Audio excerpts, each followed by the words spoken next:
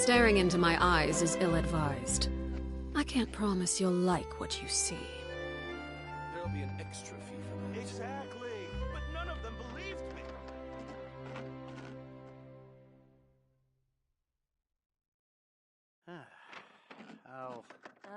Yep, I'll you're think right. about it.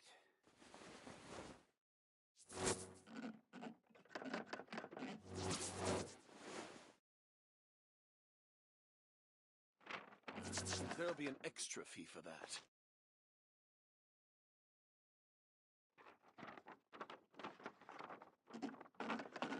Exactly! But none of them believed me! Yep, I'll you're right. think.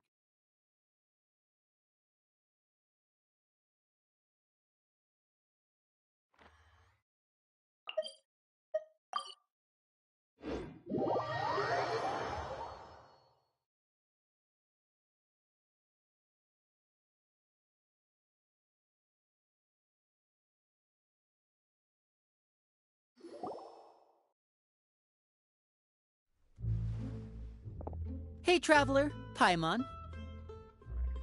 Oh, Paimon knows that voice! Over here.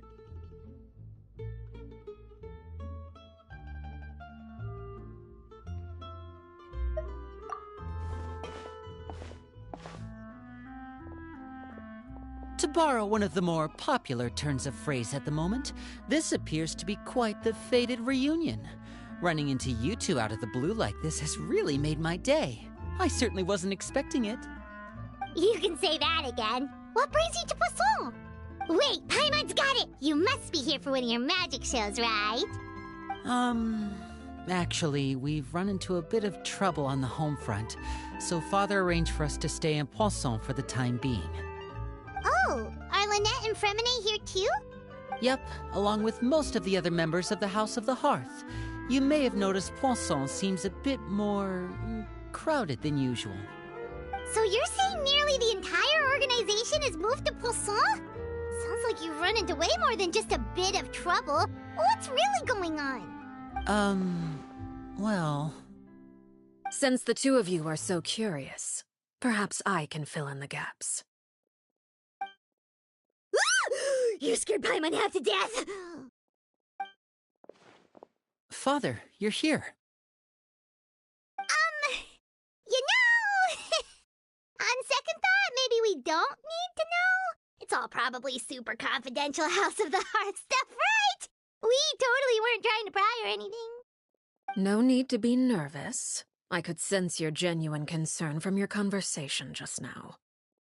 Of course, I can also understand your confusion. Sending so many Fatui here to Poisson, it's only natural that some might suspect an ulterior motive to be involved. I understand. I'm well aware you've had your fair share of confrontations with the Fatui in the past, and I can't exactly guarantee that we'll remain on good terms in the future. As for right now, however, I would say we have little reason to be at odds, wouldn't you agree? The House of the Hearth could stand to be more open with those who have worked so closely with us in the past. As for the issue at hand, well, it hardly relates to any ulterior motive. To be frank, it all stems from a certain rumor circulating around the House of the Hearth. It's an internal matter. What sort of rumor? A rumor that a certain phantom child is hiding away in the House of the Hearth. A phantom child? Ooh, just hearing the name is giving Paimon the creeps. A spirit that should have long ceased to exist is lurking in the shadows of the House of the Hearth. So I decided to bring the children to Poisson before continuing to investigate the situation. I expect I should be able to track down the spirit fairly quickly.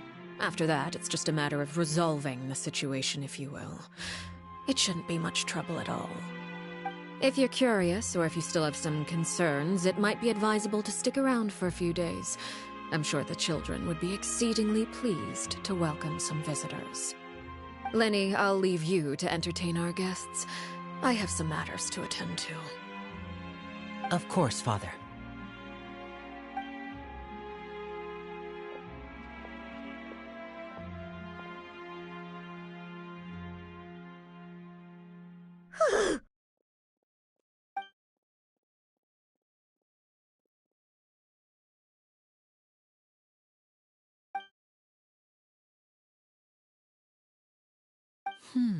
It has long been a dream of mine to invite you to our home and introduce you to my other siblings. You're quite well known in the organization already. A lot of people have been talking about you, especially after everything with the prophecy. If you're willing, why don't you stay a while and have a little chat with us? Alright. We don't have anything else to do right now anyway. But let's be clear, we're just gonna be there as guests, okay? Don't get any funny... Oh, wait a second. If we're your guests, that probably means we'll be treated to lots of yummy food, right? Of course. During our stay in Poisson, we've been helping out the locals with some fishing. We bring in quite the bounty every day. In fact, today's the perfect chance for me to show you what I can do in the kitchen. Let's go. I'll take you to where we're staying.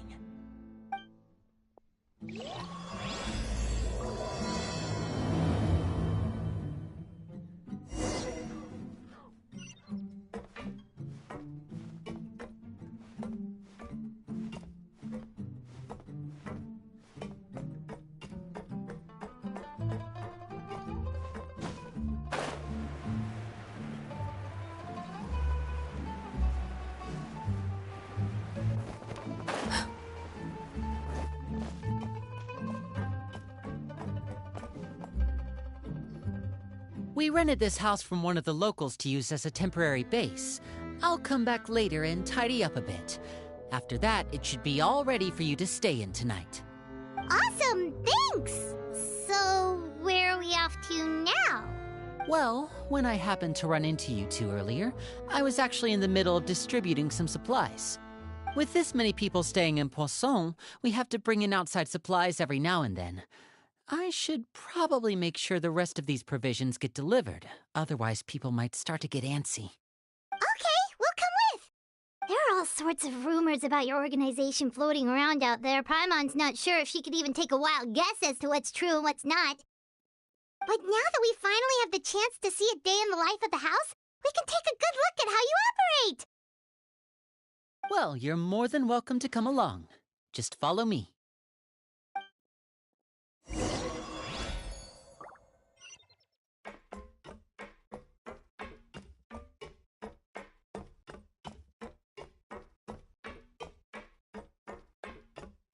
I need to find something to do with myself.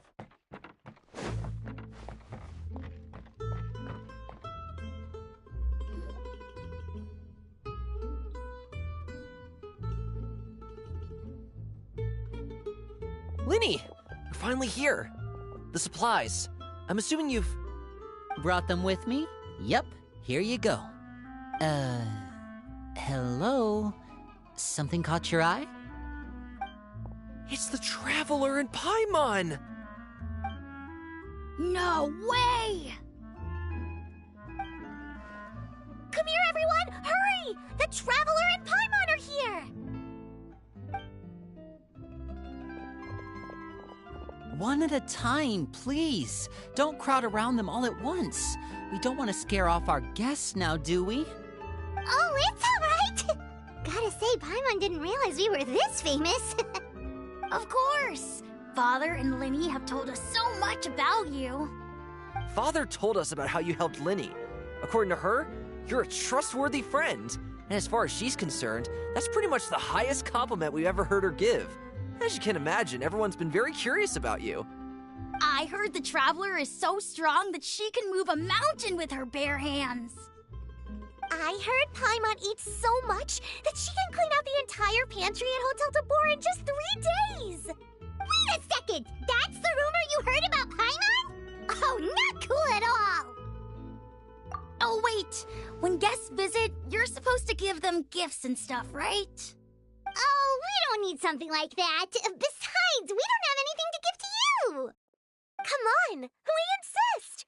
I can give you some of my new potions. Just pick your poison. And by that, I mean medicine or actual poison. I've got both. Or maybe Shaplo can teach you guys about stealth! He's super good at it! He's never been caught! Ah, now that's not a bad idea. I know you usually prefer to fight head-on, but it never hurts to expand your bag of tricks, right? When it comes to eliminating your enemies, staying quiet can go a long way. Trust me, I would know.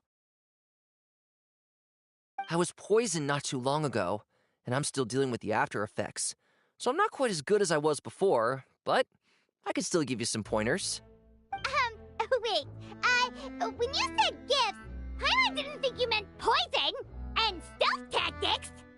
But those are the best things we can give you. You don't like them? Ooh, how about this? Tell me the name of someone who really annoys you, and we'll teach him a lesson for you. All right, Fold, Selwar. I think that's an... When it comes to being a good host, it's the thought that counts.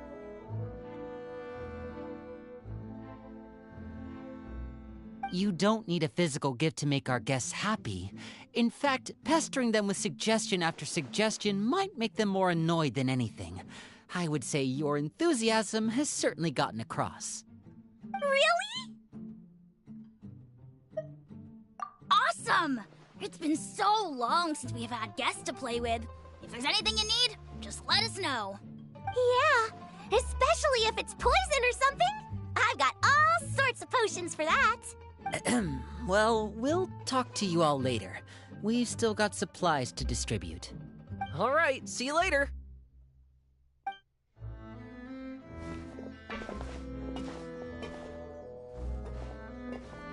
Bye!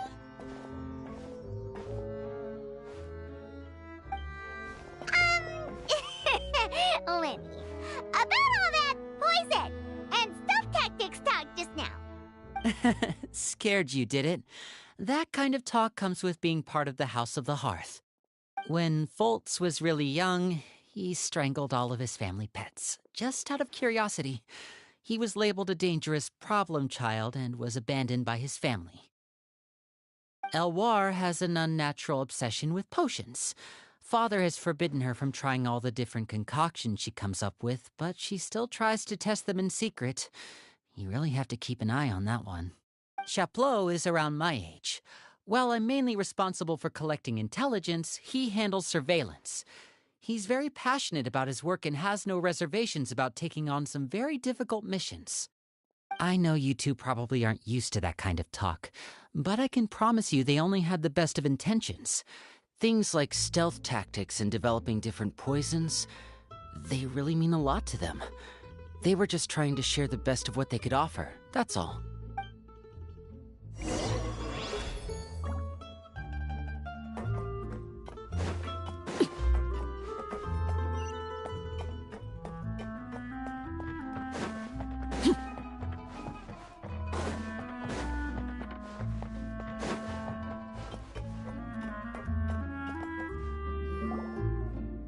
Filial, supplies are here.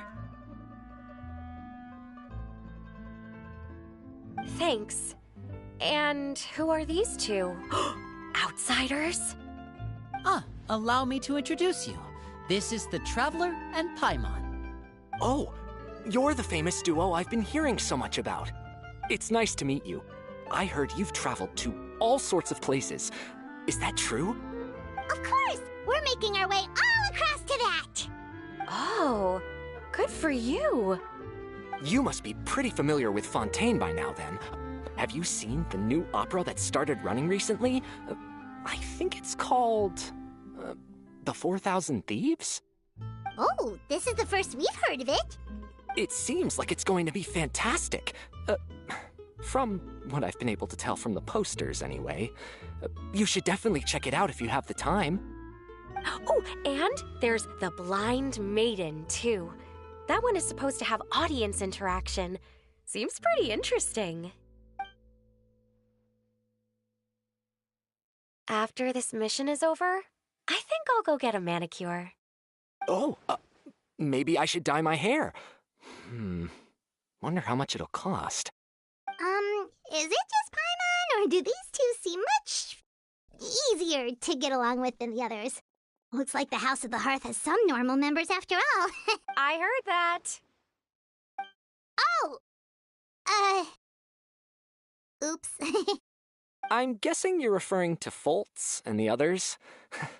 Yeah, we're definitely not all like them. I bet those crazies are practically foaming at the mouth right now. I'm sure they just can't wait to get back to Snezhnaya to carry out the plan. That's enough, Filial. Ah, don't talk about family members behind their back, right? Whatever. Let's go. Guess this is goodbye then. If you ever have some time, we should go see the opera together.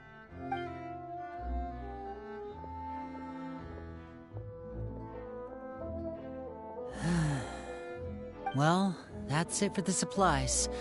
We should probably head back as well.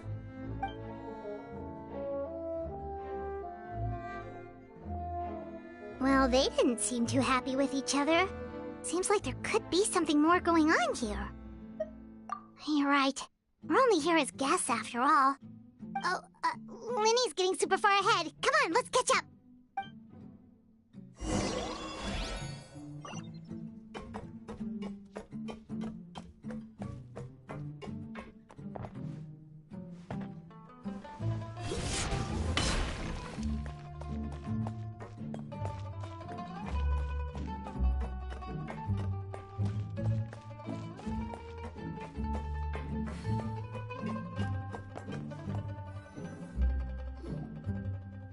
So, what do you think of the members you've met so far? Well, Father is always encouraging us to be strong-willed and independent. So if there's one thing we've got, it's people who aren't afraid to speak their mind. Well, I should probably get cooking. Wanna join? Of course! Then let's head out and... Huh? Fremine, what are you doing here? Well, Fremine! Nice to see you again! Oh, you too. I heard you're here as guests of House of the Hearth. Welcome. We were just going to make some food. Why don't you come along? I could use some help in the kitchen, and I seem to remember you mentioning you wanted to make seafood soup for the traveler in Paimon. Seafood soup? Oh, Paimon's drooling already. Were you looking for something just now, Fremine? Maybe I can help. It's nothing. I just wanted to see if there were any extra supplies. Yeah, we've got some left over. What do you need? Some food and water, and some clean cloth, if possible. No problem. Give me a second here. Food, water... Wait a minute. What do you need all of those for? You're not on any missions as far as I'm aware, and you were just going to come eat with us. So what's this all about? I thought I'd grab an extra portion because I get hungry at night. Could be because I'm growing, you know, and... Fremine, you remember what I told you? You're not like me. Your lying skills still need some work. Tell me what's going on. Is it really bad enough that you have to keep it from your own brother? Maybe it'll be better if we gave them some space.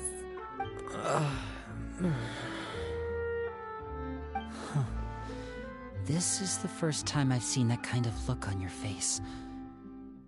Whatever happened, does it have something to do with Father? Yes. Just follow me.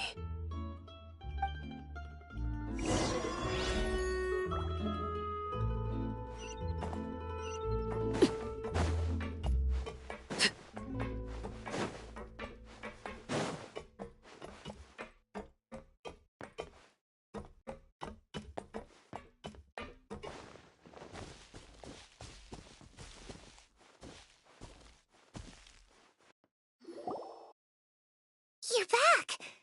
Oh, and you've brought some friends with you this time. Hello, my name's Linny. I grew up in the House of the Hearth. And you are? Hi, Linny. I'm also a child of the House of the Hearth, just like you. You can call me Clairvy. Clairvy? It's nice to meet you. Does that name ring any bells, Lenny? No, not at all. That's not a name we have on our roster, I'm sure of it. What I'm not sure of, though, is how she managed to sneak in. She must be the phantom child Father's been searching for. From the looks of it, I'm guessing you were the one that found her, Fremine. You, haven't told Father, have you? No, I haven't told anyone. I've just been keeping her hidden. For how long? About half a month now. So ever since we got to Poisson, then. Do you have any idea what you're doing? I know what I'm doing. Really? 'Cause from where I'm standing, it looks like you're hiding the very person Father has been trying to find. If Father finds out about this, everyone involved is going to be punished. You know the rules of the house, Fremine. I know you do. Father doesn't tolerate any form of betrayal. So why are you doing this? I've thought it through. And I just can't hand her over like that. Lenny, don't you remember last year? Chaplot nearly died after getting poisoned during that one mission. He wasn't able to get back before the poison started taking effect, and not a single person was there to help him. That night, while I was sleeping, I heard a voice telling me to go save him. I opened my eyes, but I couldn't find the source of the voice. I thought maybe I was just hearing things, but I went to look for him anyway. Luckily, I got there with enough time to save his life. That feeling of being haunted, of hearing voices, it's happened many times in the House of the Hearth. I'm sure you've noticed. So what you're saying is, that was her? She was the one who spoke to you that night? Unless there are other spirits roaming around the House of the Hearth, I don't think there's any other possibility. If Clairvy were our enemy, it wouldn't matter whether she was a spirit or an actual child. I would have acted without a second thought, because that's what Father ordered us to do.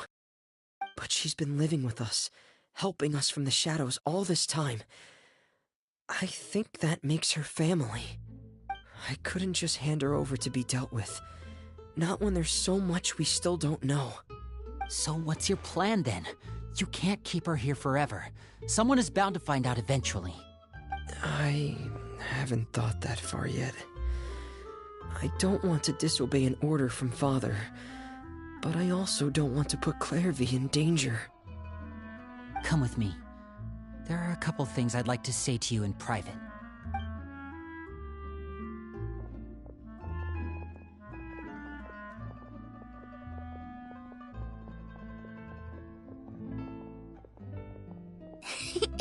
Those two sure care a lot about each other. Well, they got a funny way of showing it. From where Paimon was floating, it sure seemed like they were about to bite each other's heads off. No way! They have a really deep bond. I could tell right away, because I also have a friend like that.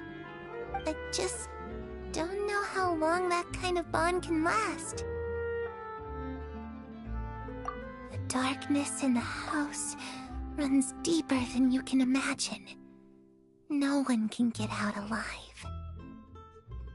I'm sorry, Lenny. I really didn't mean to drag anyone else into this. Oh really? You didn't mean to? 'Cause I, for one, wish you did. Huh? What do you mean? You know, when we were younger, you didn't call me Linny. You called me brother, just like Lynette. We grew up together, the three of us. We were all orphans, all rescued by Father. Of all the siblings in the House of the Hearth, I think our bond was the closest. Later on, when you started calling me Linny, I wasn't actually surprised. After all, Lynette and I are related by blood. We've had to depend on each other to survive long before we joined the house. Lenny, The darkest and most difficult moments of my life happened before you and I had ever met. I'm sure that's true for you as well. Even so, Fremine, We've stood by each other for all these years now, and to me, that means more than blood. You and Lynette are the most important people in my life. No one can replace you. So I won't let you face anything alone. Not if I can help it.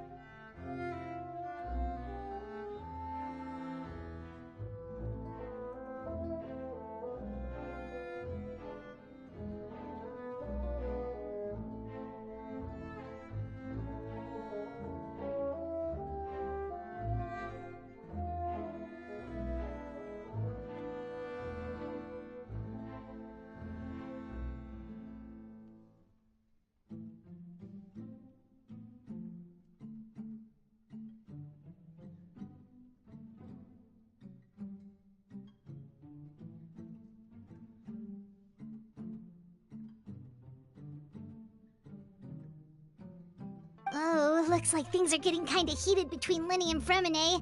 Maybe we should go check on them.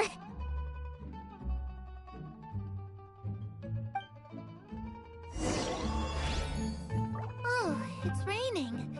I should put my clothes away.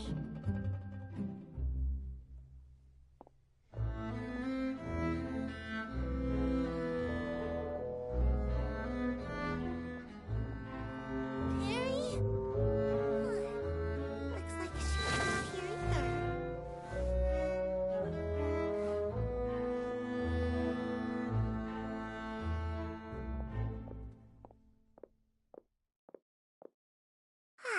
It's time to read.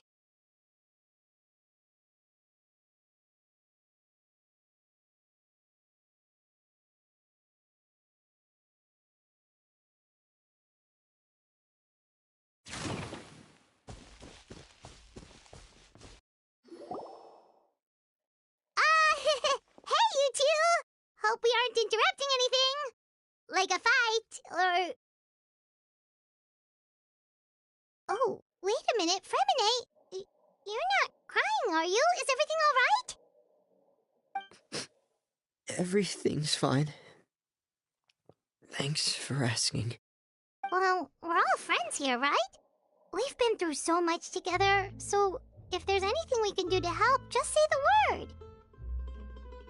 It's just a small family dispute. It's not something our guests should trouble themselves with. In fact, it might be better if your stay ended here.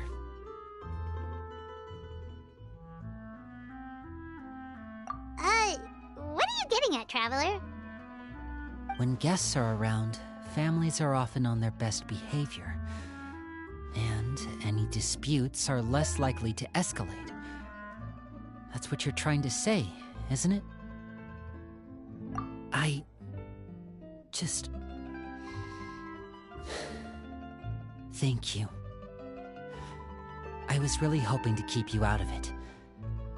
But even if I could think of some other reason to turn you away, I'm not sure I could convince you. I know things could turn dangerous, so I promise you this. From now on, I'll protect you like my life depends on it. Me too. Well, back to the matter at hand then. If we don't plan on handing Clairvy over to Father, then our only other option is to solve the mystery of her identity before Father is able to track her down. That means finding out where she came from and what she's doing here. Then we can send her on her merry way and pretend like none of this ever happened. I've tried that already. And? And... nothing. I tried taking her somewhere really far away, but... after some time, she just reappeared. She even came with us all the way to Poisson. It seems like wherever the house is, she follows. I don't know much about spirits. Do you two have any ideas? Let's see here. Paimon remembers hearing something like, if you fulfill a spirit's last wish before they died, they'll let go of whatever's keeping them here and return to the ley lines. Oh, it's just that Paimon doesn't really remember where she heard that, so it's not guaranteed to work or anything. Well, sounds like it's worth a shot. Guess that means we should go ask her about her wish. But first, Fremine, I need you to promise me something. What is it? I need you to promise me that this will stay between the two of us. We're the masterminds behind this whole thing. No one else gets involved. Can you do that for me? Of course. I promise. All right. Then let's seal the promise just like when we were kids. Fist bump on 3. Ready? 1, 2, 3. I swear.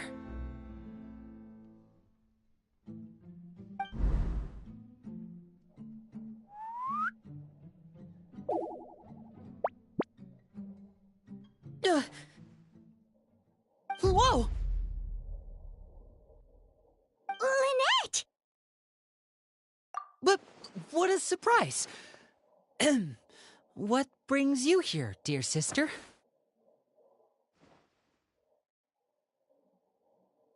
And, when exactly did you get here?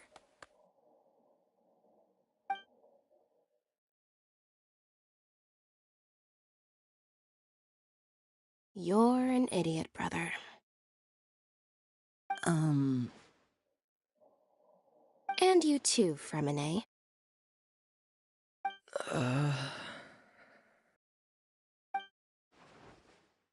You 3, Traveler. And you 4, Paimon. Wait, what did we do?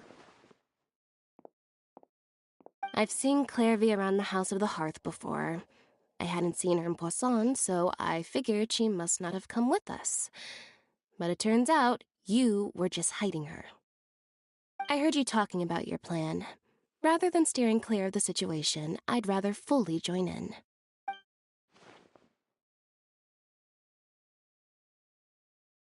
If you don't agree, I'll have no choice but to report everything back to Father. Simple as that. You're not giving us much wiggle room here, Lynette.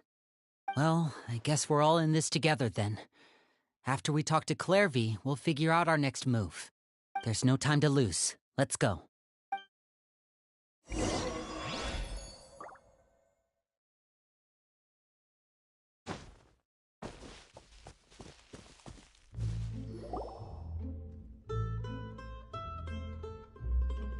I'm full. Thank you for bringing me this food, you guys. She said she's full, but the food doesn't look like it's even been touched. That's right. Based on what I've been able to observe, it doesn't seem like Clairvy can interact with the physical world at all. Still, when she's presented with food, she'll always linger around it for a good little while. Maybe, in her mind, she really is eating those things. Does she know that she has already passed away? I've tried to ask her, but she didn't answer. My guess is that she's just as confused as we are. Or maybe she couldn't understand the question at all. Clairvy, if you've got some time, I'd like to ask you a few questions. Sure. Oh, another new friend. Hi, I'm Clairvy. Hello. Clairvy, how did you join the House of the Hearth? Huh? Isn't it the same for everybody? The knave brings you here and then you can't leave.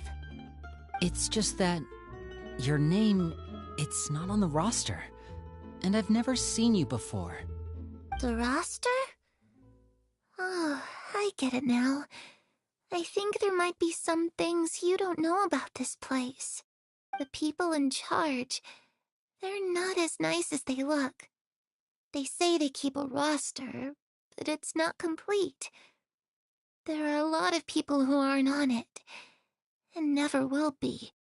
In this house, some people are family, and other people are just test subjects. Those kinds of people aren't ever going to get a place on the roster, unless It's the roster of people who've been executed. Wait, does that mean the knave... She... Is there anyone that can vouch for you? Perry, she's my best friend. She's the only one I trust in this place. Have either of you heard of that name before? No. Me neither. Clairvy, Perry. Neither of those names are on the roster. But it seems like she's telling the truth. Either that, or this kid's already got a bag of tricks bigger than mine. Maybe we should try a different approach. Clairvy, do you have a wish? A wish? It can be anything you want. Just imagine. It's your birthday, you're blowing out the candles, and your wish is...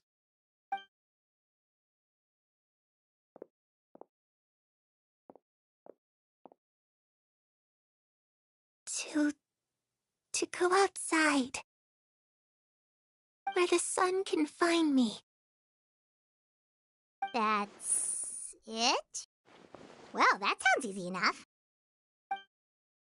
The darkness in the house runs deeper than you can imagine. No one can get out alive.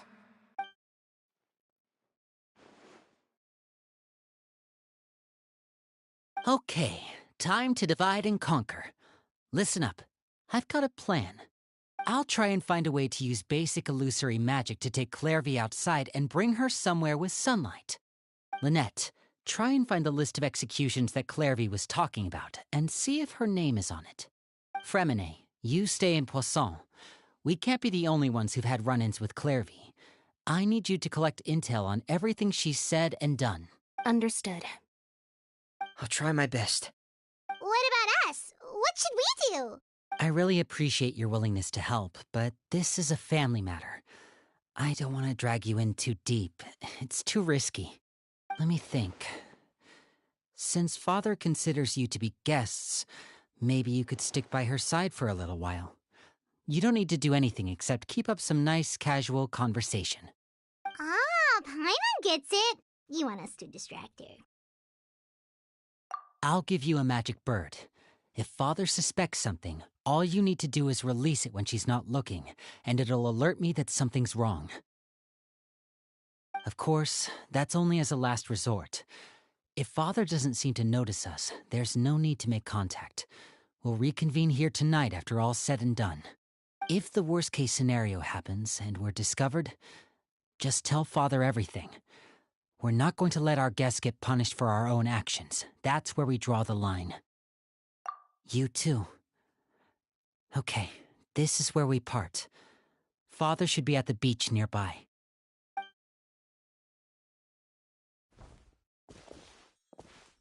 I really hope this goes well. No, it has to go well. That's the only way this can get resolved.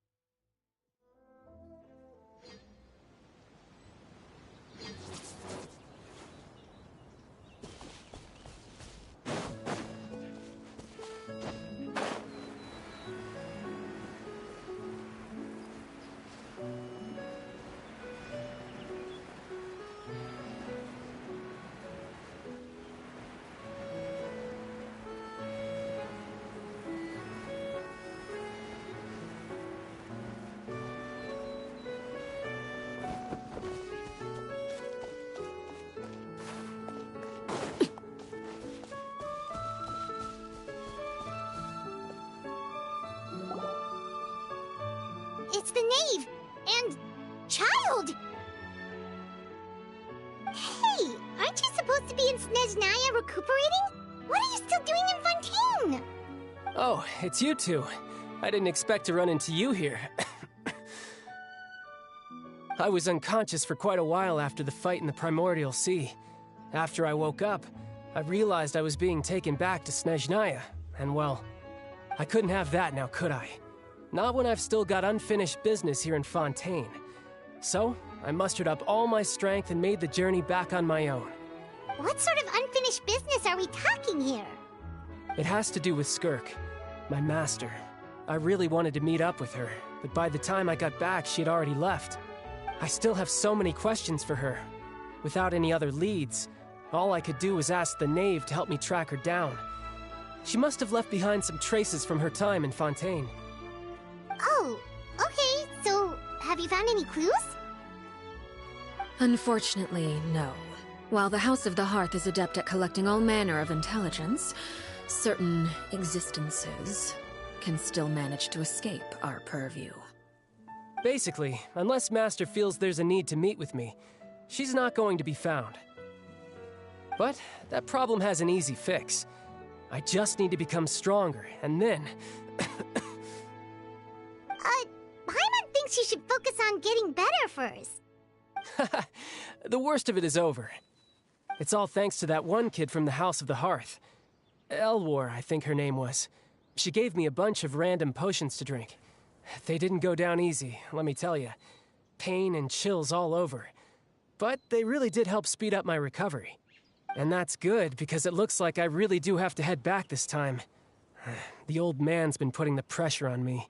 He sent someone to tell me I'm needed for some sort of project. Project Stuja? Yeah, that's the one. I heard Regrader's involved too. I'm not looking forward to having to listen to all his monologuing, that's for sure. Hey, maybe you could think of a way for me to stay in Fontaine for a little longer. Helping Linny and the others brush up on their fighting skills would be far more interesting. If you and I could spar, that would be even better. I've been waiting for a chance to see you go all out. And what a sweet little daydream that is. But I also have a role to play in all this. I'll be leaving Fontaine shortly as well. Besides, considering how little they see fit to step outside the homeland, being called on to return to Snezhnaya by such illustrious dignitaries, what a great honor. Wouldn't you agree? One I could do without, I'd say. Is it just Paimon? Or does it kind of seem like they're... So, dear guests of the House of the Hearth, to what do I owe the visit? Well, we just... Right! We're super close to Linny and the others, but we still don't know much about you! Is that so? Introductions have already been made, have they not? Oh, well, you see? There's only so much you can learn about someone from a short introduction. At least tell us something a little extra, like... Why do you call yourself father?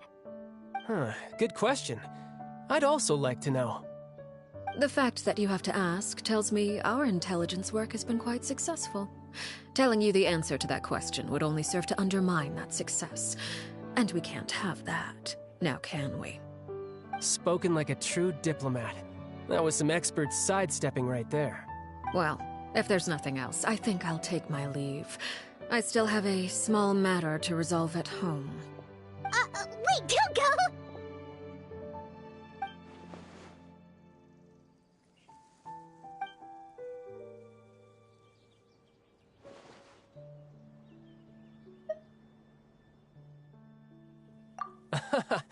I'd also like to hear the answer to this. I've met some of the members of your organization, and they all seemed like really good kids. They actually reminded me of Tonya and Tusser. Which, by the way, if you ever betray them, I'm just letting you know, I won't let you off easy. And why would I betray them? Well, you've already betrayed the House of the Hearth once, haven't you? At least, that's what I heard.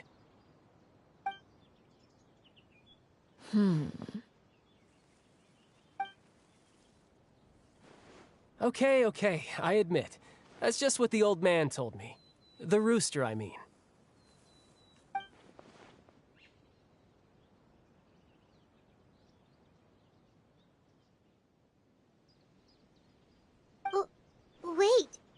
Did you really do something bad to those kids? Never mind what I've done. I'm more curious as to what the mighty rooster had to say. Care to enlighten me? Ah, well, nothing much. Just some stuff about you taking out many other members of the House of the Hearth, and even going so far to attack your own family. I see. Oh, based on your reaction, I'm guessing it's all a bunch of lies. Hardly. I don't appreciate his particular turns of phrase, but I suppose he didn't say anything untrue. Although, it would be more accurate to say that there is a certain level of prejudice involved, but I don't intend to clear that up just yet. Prejudice has a funny way of concealing the real truth behind certain things, an attribute that I find to be quite advantageous. Call yourself a Fontanian, for example, and people will assume all sorts of things, when the real truth is that this is simply the land where I was raised. Huh? You're not actually from Fontaine? But then why did you try to help out with the prophecy and everything? I was trying to protect the children born in Fontaine. Claiming that I myself was a Fontanian simply made it easier to operate. People would hardly suspect a fellow Fontanian of having any ulterior motives. Who wouldn't want to save their homeland after all? The primordial sea wouldn't have any effect on me, but it would have caused great harm to the House of the Hearth. Well, you wanted extra information, didn't you? There you go. I hope that satisfied your curiosity.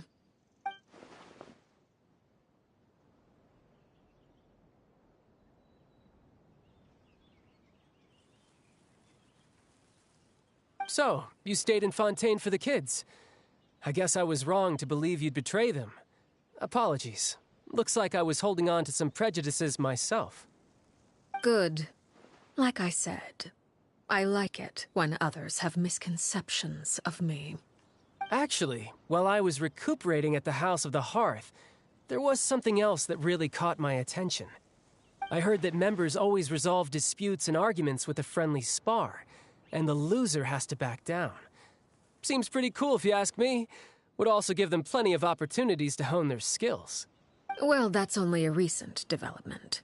In the past, such spars weren't nearly so friendly. The losing party would lose everything, including their life. They were that high stakes? Whew, at least that's not a thing anymore. Well, the current atmosphere's not half bad. I'm a bit jealous, actually. You've got so many family members around you, and you even get to live with them. Having a lot of family around means dealing with a considerable amount of bickering and scheming. Once Tonya and Tusser enter their rebellious phase, I'm sure you'll understand. Just imagine. Tusser becomes obsessed with plucking out strands from the rooster's mustache, or Tonya decides to dye her hair 42 different colors. Okay. I get the picture.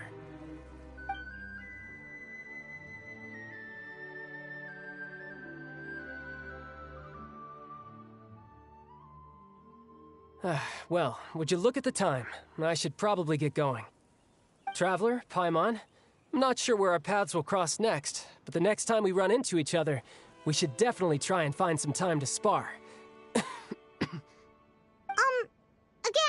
maybe this is a conversation we can have when you look less like you're gonna keel over. All right. Well, thanks for everything, Arlecchino. No thanks necessary. You also played a part in obtaining the Gnosis. I would say we can call ourselves even. I like the sound of that. Well, I'm off. See you all some other time. We should probably get going too.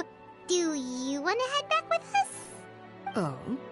You want me to leave so soon? Oh, well, you see, I'm rather enjoying the evening breeze. If you don't mind, I think I'll stick around for a bit. I have some things to think about. Apologies for not attending to you like a proper host.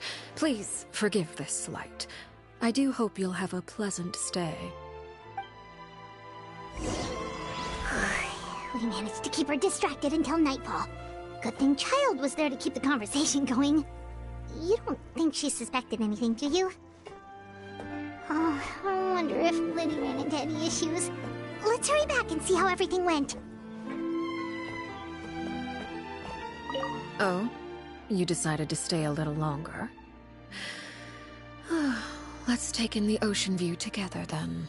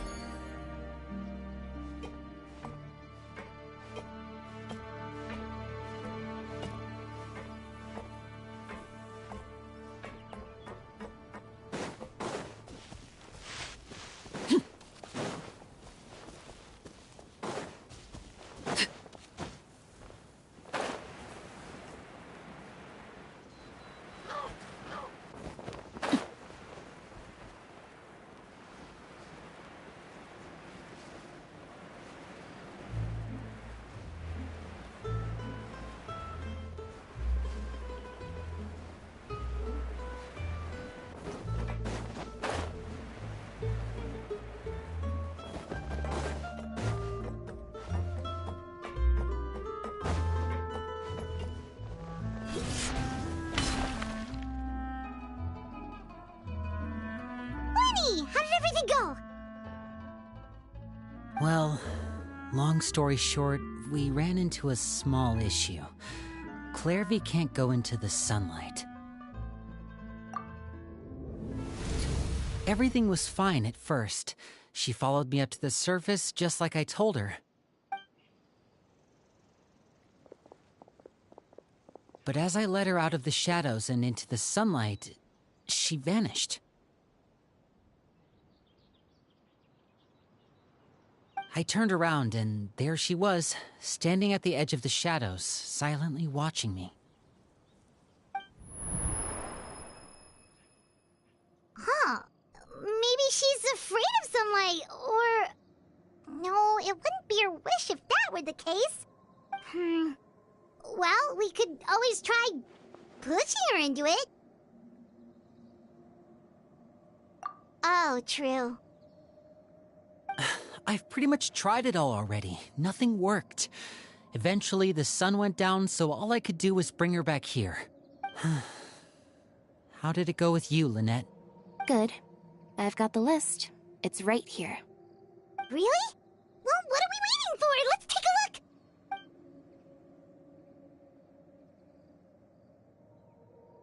Oh, that's a lot of pages. Oh, it's gonna take forever to get through it all. We can each take a section. Here. La Pouillade, L'Endroit, Chambel, Horaire.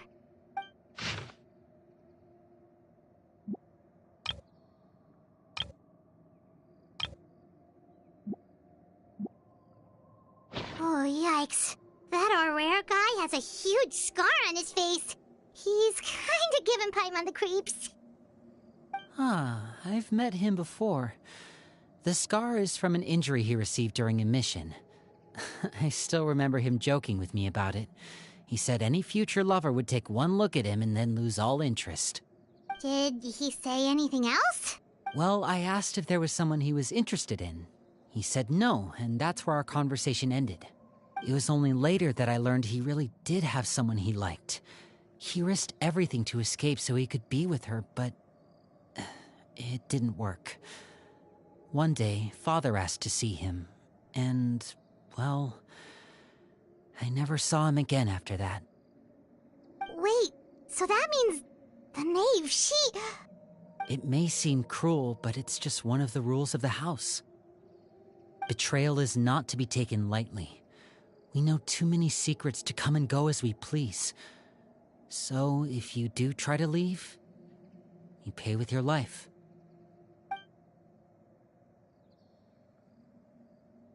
Her name's not here, huh?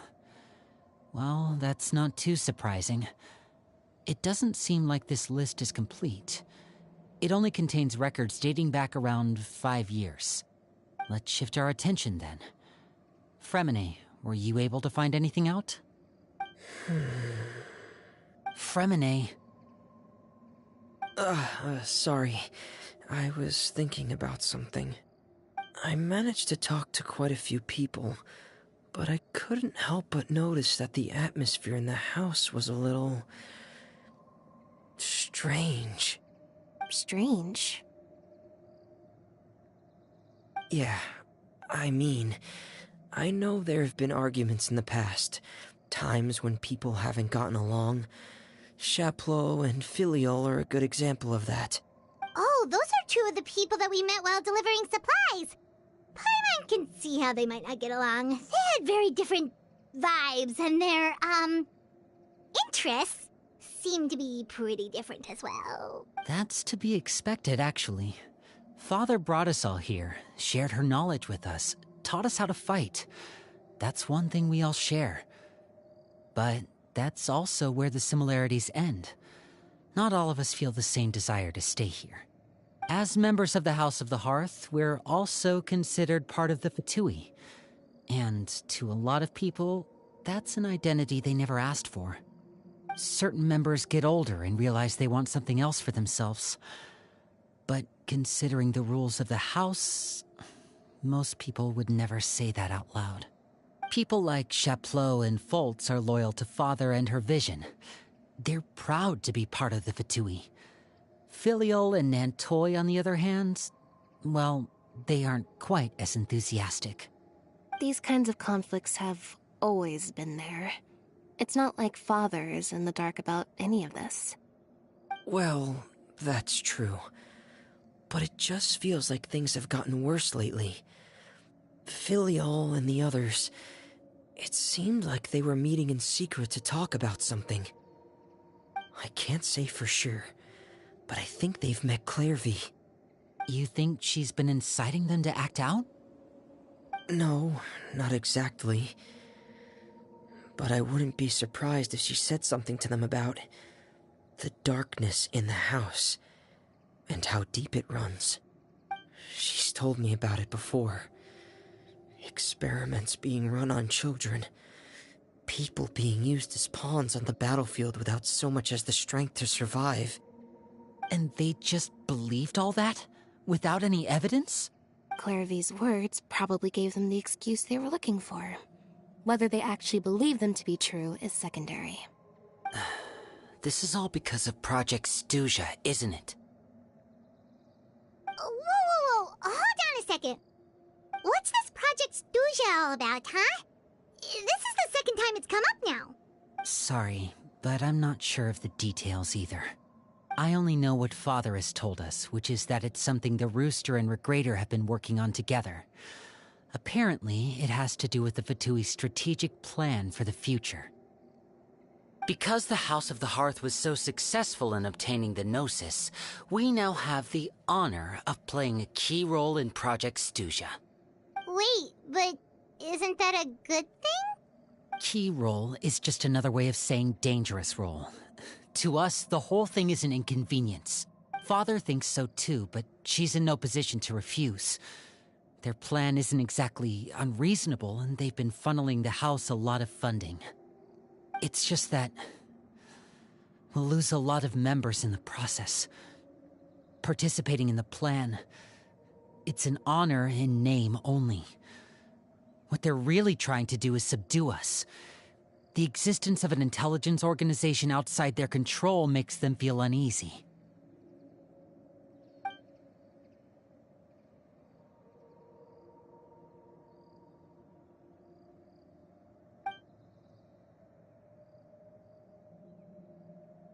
Okay, super complicated top secret Fatui business aside, what does all of this have to do with the conflicts you were talking about earlier? Paimon doesn't get the connection. External pressure has a way of exacerbating internal strife. You can't overlook the power of fear either. People are afraid of dying, and that fear is often the impetus for a lot of stupid decisions. I thought resolving the Clairvy situation would make everything go back to normal, but it looks like things are more complicated than I thought. If we leave Filial and the others to their own devices, sooner or later, Father will be forced to take action. We can only focus on one situation at a time, brother. You're right. Even if we confront Filial and the others, it won't do any good. It might even make matters worse. We should focus on Clairvy for now. Well, it's getting late. We should head back and get some rest. We'll try again first thing tomorrow. Lynette, you stick with me this time. Fremine, keep a close eye on Filial and the others. Make sure they don't do anything they'll regret. Good work today, everyone. Have a good night, and I'll see you tomorrow.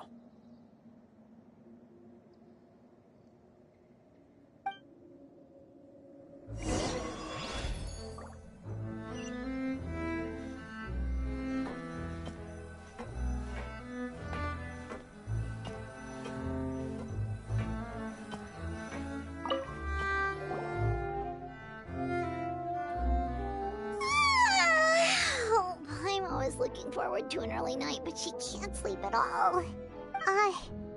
Hey, you don't think the knave will be too angry with Linny and everyone if she finds out about all this, do you? She's even scary when she smiles. If she were to actually get angry... Ooh, you have to protect Paimon if that happens, okay, Traveler? Trust is ever, Traveler.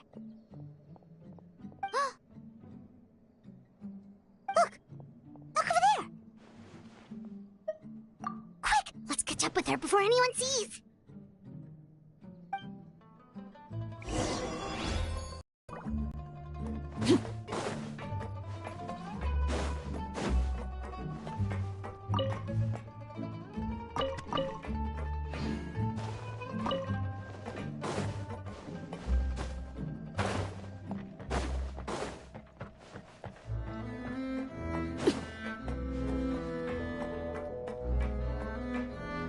Over there!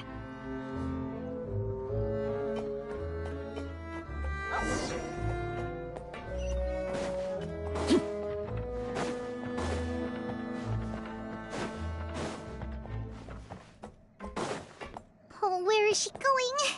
Oh, if someone sees her, we're toast!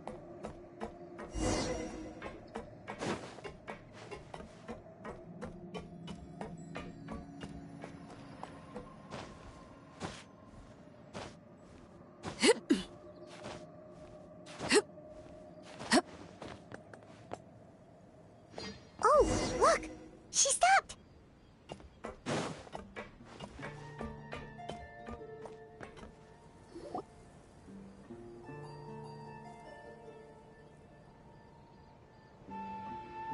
Clairvy! Shh!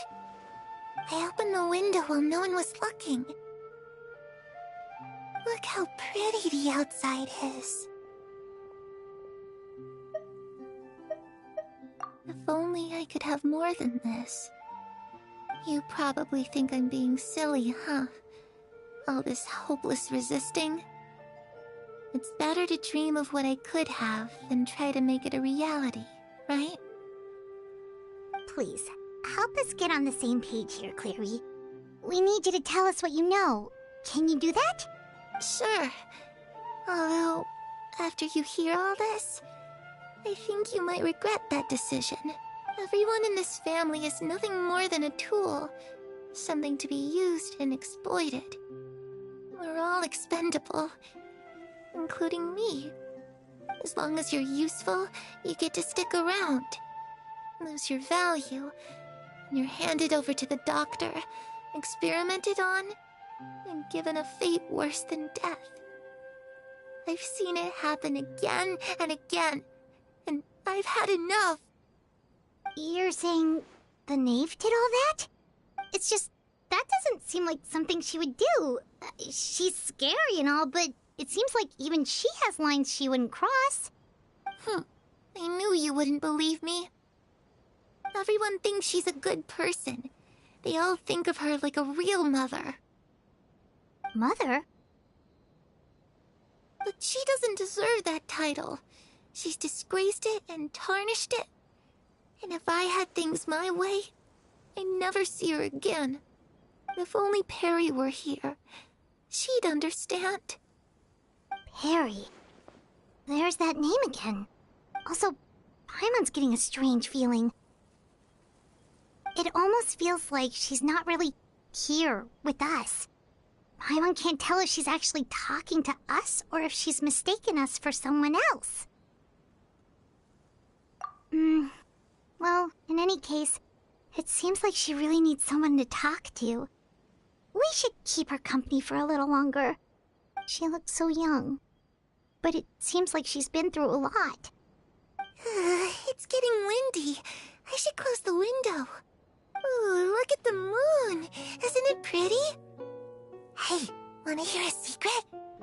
I heard that if you look up at the night sky in Snezhnaya, you can see the aurora. It's supposed to be super pretty. Even prettier than the moon tonight.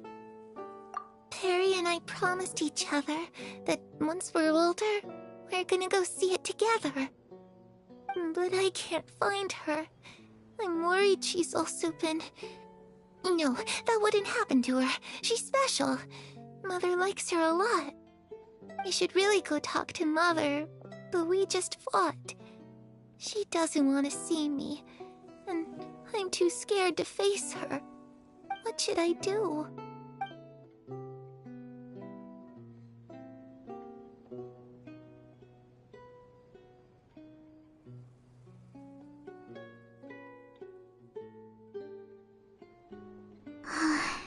Paimon really doesn't understand what's going on with her. Well, let's head back. We've got an early morning tomorrow.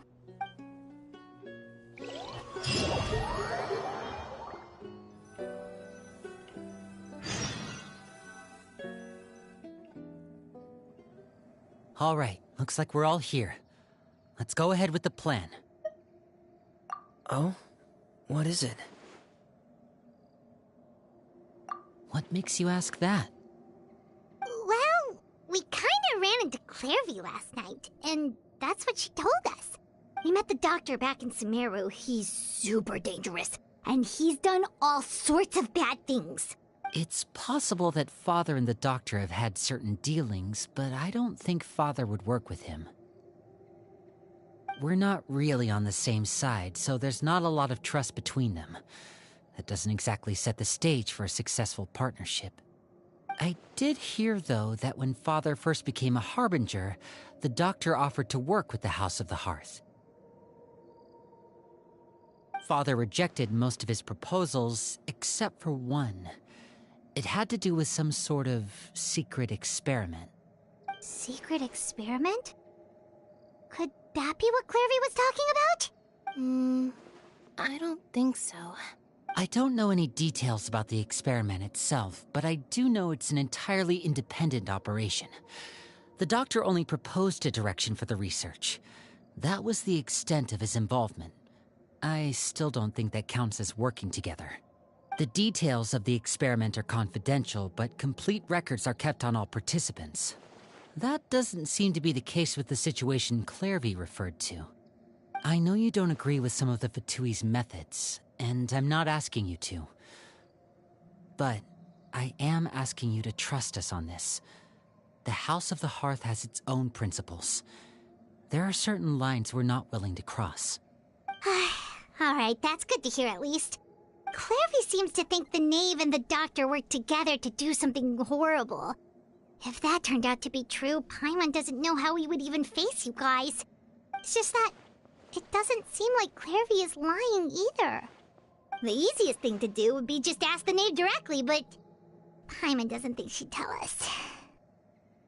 Father didn't come back last night. She's probably still near the shore. We'll be counting on you to distract her. Lynette, you're with me. Fremine, you know what to do. Be on your guard, everyone. All right, let's get to it.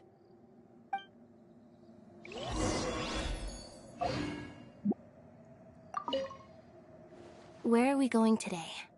Let's try somewhere further away this time.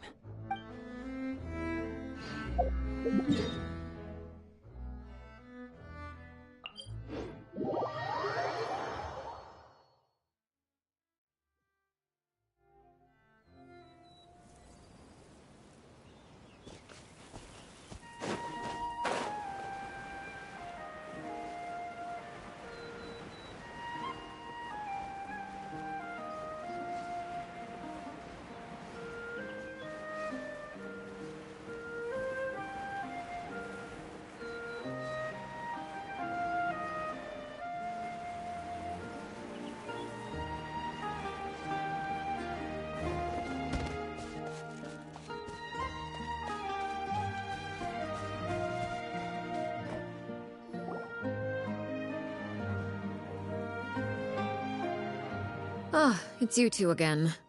I must say, you look a bit pale. Did you have trouble sleeping last night? A little. Perhaps if you had less on your mind, you'd be able to absolve yourself of such troubles. So what are you planning to do now? Catch up on some sleep? Or should I give you some time to rack your brain for a topic to discuss before I ask any questions? Although I must profess to being curious. Without Child here, how do you plan on distracting me? Us? Distract you? A good one. But no, we were just here for a chat. Looks like you could have used some extra time to think. No matter. If you don't have any other plans, why don't you accompany me somewhere? Don't worry. I'll be sure to steer clear of any scheming children. The ocean breeze is sure nice today. Children always think they can hide things from the grown-ups. But nothing gets past me. Least of all a little scheming. I think I'll let them have at it for a little longer. I can be very patient. Well, I'll leave you to think things over. If you're so inclined, meet me outside the Palais Mermonia. Good things come to children who do as they're told. So I do hope you decide to tag along. If only for your friends' sakes. What should we do? She clearly knows about everything we've been doing, and Paimon doesn't think it'd be a stretch to say she was threatening us just now.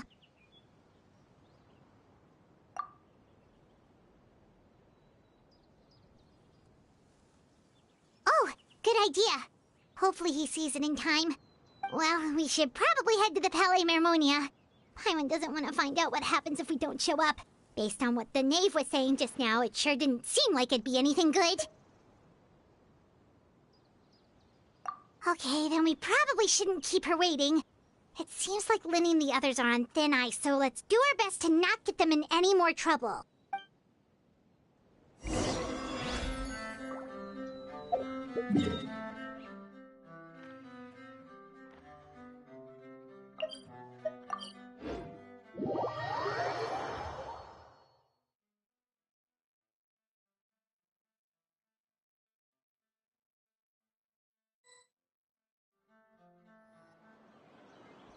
Seeing as we still have some time before my meeting, we might as well enjoy some pleasant conversation while we wait.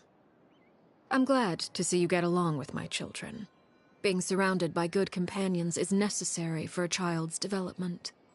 You're not planning on doing anything to them, are you? I assume you're referring to Linny, Lynette, and Fremine. Although, there's that situation with Filial and Nentoy as well. It appears quite a few people have been acting out lately. No matter. I'm not one to discriminate. All those who betray the house meet the same fate. There are no exceptions. Does that mean you're going to kill them? Oh, are you here to beg for their lives? I'm sorry to disappoint, but the rules of the house change for no one. In my organization, everyone is responsible for their own actions. But don't you care about them at all? They really respect you. They even call you father. You must feel something for them. Any organization in which feelings come before principles is one destined for ruin. The House of the Hearth is hardly an exception. You could say our principles are more stringent than most. Perhaps I can offer you this consolation at least. As our guests, you two will not be held accountable along with them. I would imagine Linny, Lynette, and Fremine will be able to keep their lives. As for Filial, Nentoy, and the others, I'm afraid there's little I can do. They can try to escape, but once you know our secrets, there's no getting out alive. But that's awful. Ah, you seem concerned. Out of consideration for my guests, I suppose I could turn a blind eye for a little longer. If Linny and the others manage to dispose of Clairvy in the meantime, all evidence of their wrongdoing will be lost. In that case, I could hardly punish them for something I couldn't prove. If their efforts are unsuccessful, on the other hand, all will be held accountable. And the punishment will be severe. Of course. Oh, and here. I believe this belongs to you. Do try and keep better track of it next time. It takes a considerable amount of time to train a bird like this. It would be such a pity if you were to lose it. Permanently. Wait, where did you get that? Well, I'm afraid that's all the time we have to chat. Now, for the matter at hand. I asked you to meet me here because I have business at the Palais Mermonia. It has nothing to do with you, but I think it would be prudent for you to stick by my side for the time being. There will always be time later to run off and tell Linny what you've learned. Well, time to go. Looks like we wrapped things up just in time.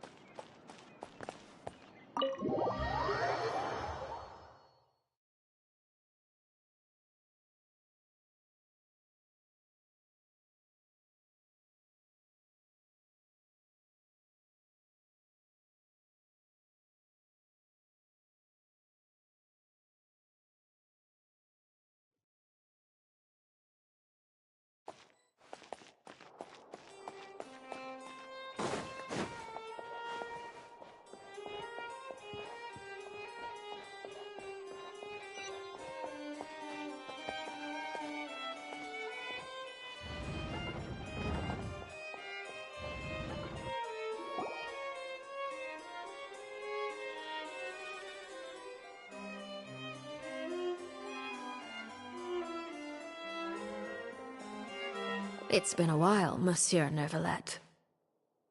I must say, I wasn't expecting my meeting request to be approved quite so quickly. The Palais Mermonia operates with an efficiency worthy of admiration. It is only right that an esteemed diplomat such as yourself should be afforded the proper level of respect.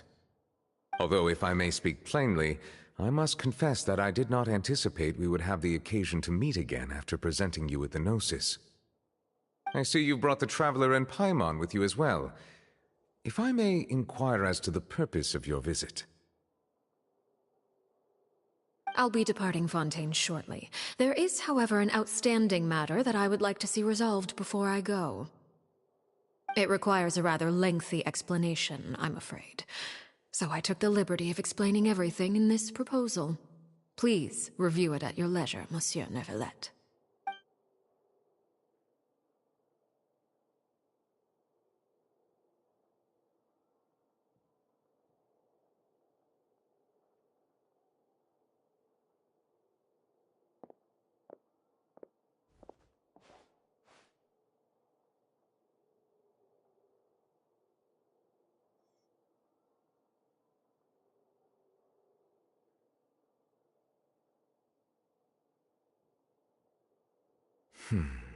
I understand your request. However, at the risk of causing offense, I must admit that I fail to see why you would wish for such a thing. I heard you have a certain fondness for water tasting, Monsieur Neuvillette, so allow me to use water as an analogy. A family is like a large body of water with countless rivers flowing in and out. As someone who watches over this system, I would hope that each river that flows from the source will eventually reach the ocean.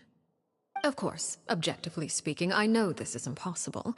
Most of the rivers will dry up along the way, disappearing into the ground and leaving nothing but a barren riverbed behind. Not all rivers are destined to reach the ocean, but I would not see their existence rendered meaningless. I believe the water that flows within them is simply meant for a different destination, like a field in need of irrigation. Or perhaps the glass of a certain water-tasting enthusiast. Did you get any of that, Traveler? Your words paint an optimistic picture indeed. Allow me to remind you, however, few among us are willing to sip from a glass filled with tainted water. It may have been tainted at one point in time, but not to worry. I'll make sure it's strained of all impurities and returned to its cleanest form. I seem to recall there being a transactional aspect to your proposal. Perhaps you could expound on that? If you accept my proposal, Monsieur Neuvillette, I will gradually withdraw my forces from Fontaine. And, unless absolutely necessary, I will no longer carry out any special missions within Fontaine. I presume I can take your words to mean that, in the future, cases similar to the Tartuffe assassination will cease to cross my desk? Tartuffe? Ah, that thief who embezzled funds from all those charities, you mean? My deepest condolences to his family, but without any evidence, I cannot imagine how the House of the Hearth might have been involved in his passing. Of course, if you accept my proposal, Monsieur Neuvillette, I'm sure certain measures could be taken to reduce the frequency of such troubles. You choose your words carefully indeed. In that case, I am inclined to accept your proposal. My thanks for your generosity, Monsieur Neuvillette. Well, with that settled, we should be going now. I took the liberty of bringing along 2 bottles of spring water from Snezhnaya for you to enjoy. I do hope I get the chance to hear your impressions. Perhaps at our next meeting, yes? Indeed. I trust you would not overlook your commitment in the meantime. All right, Traveler Paimon. Time to go.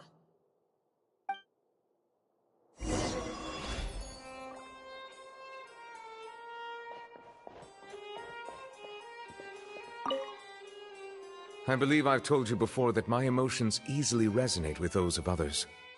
Yet in the few meetings I've had with that Harbinger, I haven't been able to sense any aspect of her emotional state. Her mind is like a still body of water. Who knows what darkness lies in its depths, and the lack of ripples on the surface gives nothing away. It's unclear whether this is her natural state of being, or whether it's an incredible strength of will that gives her the ability to master her emotions. Either scenario, however, suggests she is a very dangerous individual. I do not expect an explanation as to why you two are by her side. Whatever your reasoning, I would only advise you to take caution.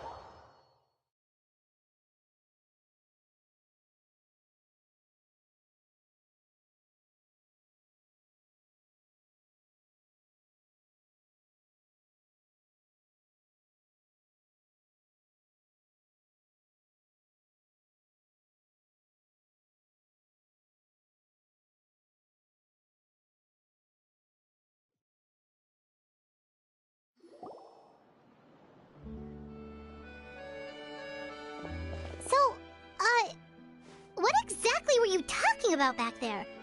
Paimon only heard you mention some rivers, a large body of water, and then some kind of irrigation scheme.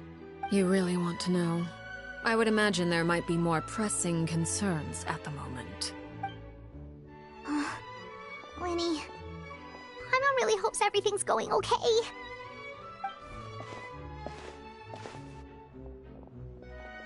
Oh, Paimon recognizes that look. You've got your thinking cap on, don't you, Traveler?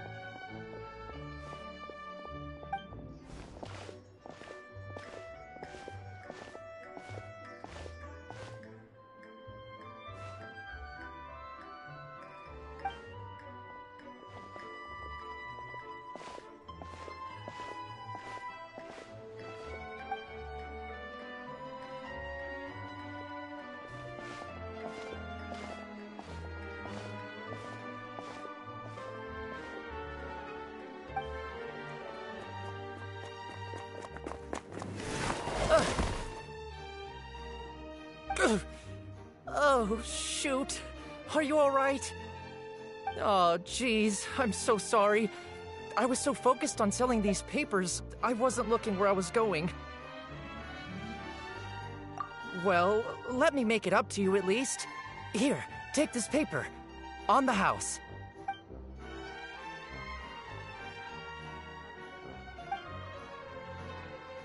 Oh, you don't have to give us anything. Please, I want to. It's not like I'm short on supply. All the extras will be useless come tomorrow anyway. It's my fault, really. I was just trying to bring home some extra mora for the family, but I bit off more than I can chew. I haven't had many takers today, so I'm still swimming in papers. What's going on here? Nothing much. I just ran into your friend here on accident. I should probably get going, actually, so... Hold on. Of course, I'm happy to compensate you with mora, it's just... I don't have any on me at the moment. I'll take 3 papers. Here. Your payment. Oh! Thank you for your patronage. May the Archons bless you with good fortune. If only I had the chance to run into such generous customers every day.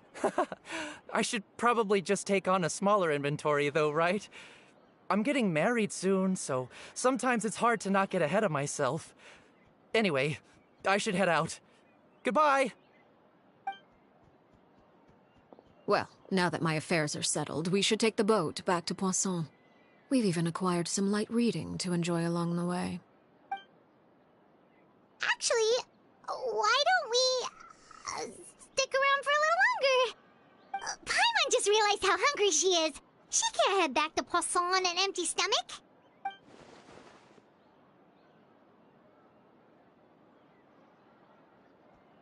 It appears you two are under the impression that delaying our return will somehow alter the situation in your favor.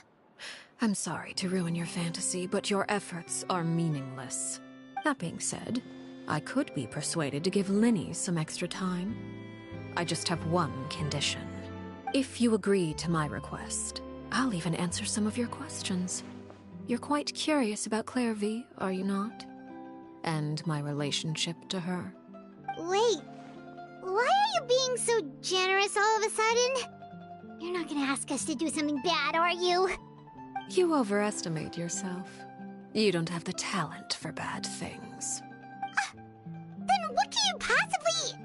The most important consideration in a negotiation is that both sides receive something they want. Demands and threats only get you so far. Wonderful. Here it is. When the time comes, make the choice that you deem most appropriate in the situation, and lend your help to the House of the Hearth. Okay. Sounds normal enough. But what do you mean, when the time comes? When is that supposed to be? That is for you to decide. Then we have a deal. Follow me.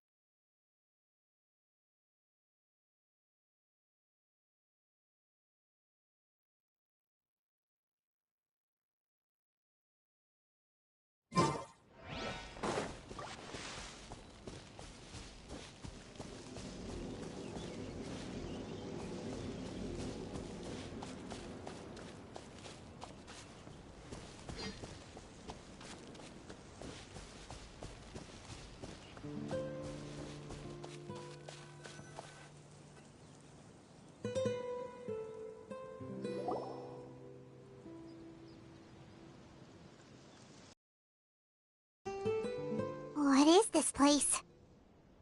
Somewhere long forgotten by everyone. It used to be a grand building. Now it's nothing more than a pile of rubble. No one comes here anymore, nor does anyone care about what once happened here. Although, this place does have something to do with the story I'm about to tell you. It was before I became a Harbinger, and before Linny and the others joined the House of the Hearth. Due to certain events, I first killed Clairvy and then her mother. And this is where it all happened. You were the one that killed Clairvy? Patience now. Allow me to explain Clairvy's side of the story first. I'll start from the beginning. Clairvy was 6 years old when she was brought by her mother, Crucibina, to live in the House of the Hearth. From the outside, it seemed like a fairy tale. A thriving family made up of kind adults and friendly children. Crucibina was the knave at that time, and the House of the Hearth was under her control. She was Clairvy's mother by blood, but she was also the mother to all the children in the house. Clairvy was happy here, for a time. But she quickly realized that being part of this family wasn't a fairy tale at all. It was a kind of purgatory. Purgatory? Exactly. The House of the Hearth takes in war orphans from all over Tevat. But as for how to raise them, that depends entirely on the person in charge. Crucibina came up with a novel idea. She would teach the children to fight, force them to duel each other, and then crown as the king of the house the child who proved themselves most worthy of inheriting her title. It's difficult to estimate the number of children who died or were maimed in the process. There's little I can say about the ones who died. The ones that emerged with permanent injuries, on the other hand, well, they still served a purpose. They would be handed over to the doctor to be experimented on, or sent away on dangerous missions. Nothing more than tools to be used and then discarded. So those were the experiments Clairvy was talking about. But what actually happened to her? You said that Clairvy was Crucibina's daughter, so if Clairvy tried to convince her to stop what she was doing, Crucibina probably would have listened, right? Despite being Clairvy's mother, Crucibina cared little for her daughter. She forced Clairvy to join the House of the Hearth only as a means to demonstrate her own impartiality as a mother, to prove that she treated all her children equally. Clairvy did try to convince her mother to change her ways, but it was to no avail. After her efforts failed, the only other option was to rise up and try to fight back. Unfortunately, the other children had already been thoroughly indoctrinated into the illusion of happiness Crucibina had created. Of course, there was one exception. Someone Clairvy's age who knew the truth about the House of the Hearth. Her name was Peruere. Wait, the friend that Clairvy mentioned? Friend, huh? I suppose we can call her that for now. Clairvy was a cheerful and passionate person with a tenacious spirit. Peruere, on the other hand, was rather cold-blooded. Her cold-blooded nature allowed her to see through Crucibina's facade. Yet, it was also this cold-bloodedness that prevented her from acting against it. At least at first. While Clairvy longed for freedom, Peruere was convinced that, amid all the fighting and violence, she would make it until the end. Despite their differences, the two became fast friends, united by their knowledge of the truth. Clairvy told Peruere that she hoped to create a real family, where no one would be killed or sacrificed. There may have been a certain naivete to her ideas, but Clairvy proved her determination many times over. She tried countless times to run away, ask for help, or expose the truth. But her efforts only earned her beating after beating. The only thing that kept her going was her strength of will. Even with her body racked with pain, she would still stand on her tiptoes and open the window at night. She and Peruere would look out at the moon together, a fierce longing for freedom shining in her eyes. But one day that light simply vanished. Oh no. What happened? Her hopelessness resulted from a culmination of things. 10 years had passed. 10 years worth of failure after failure. She and Peruere weren't children anymore, but finding any chance to escape still seemed as hopeless as ever. It was during this time that Peruere suggested a new plan. If escaping was out of the question, why not take down the very person sitting on top of this throne of lies? Mother herself. Clairvy rejected that proposal. She claimed that, as a famous harbinger, Crucibina possessed an unimaginable amount of power. Trying to kill her would have an incredibly low chance of success. Clairvy never gave another reason, but Peruere could see it written all over her face. Clairvy still thought of Crucibina as her mother. Killing her own flesh and blood was a line she couldn't bring herself to cross. If she couldn't escape and fight back, then only one option remained. Precisely. Death was the only way that she felt she could be free. It happened during a duel.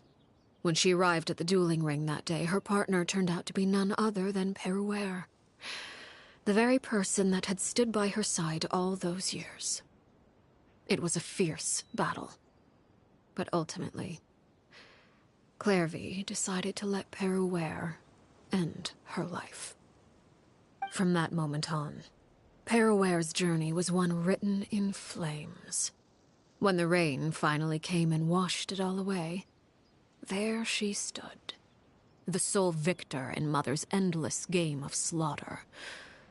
A trail of corpses strewn across her path to success.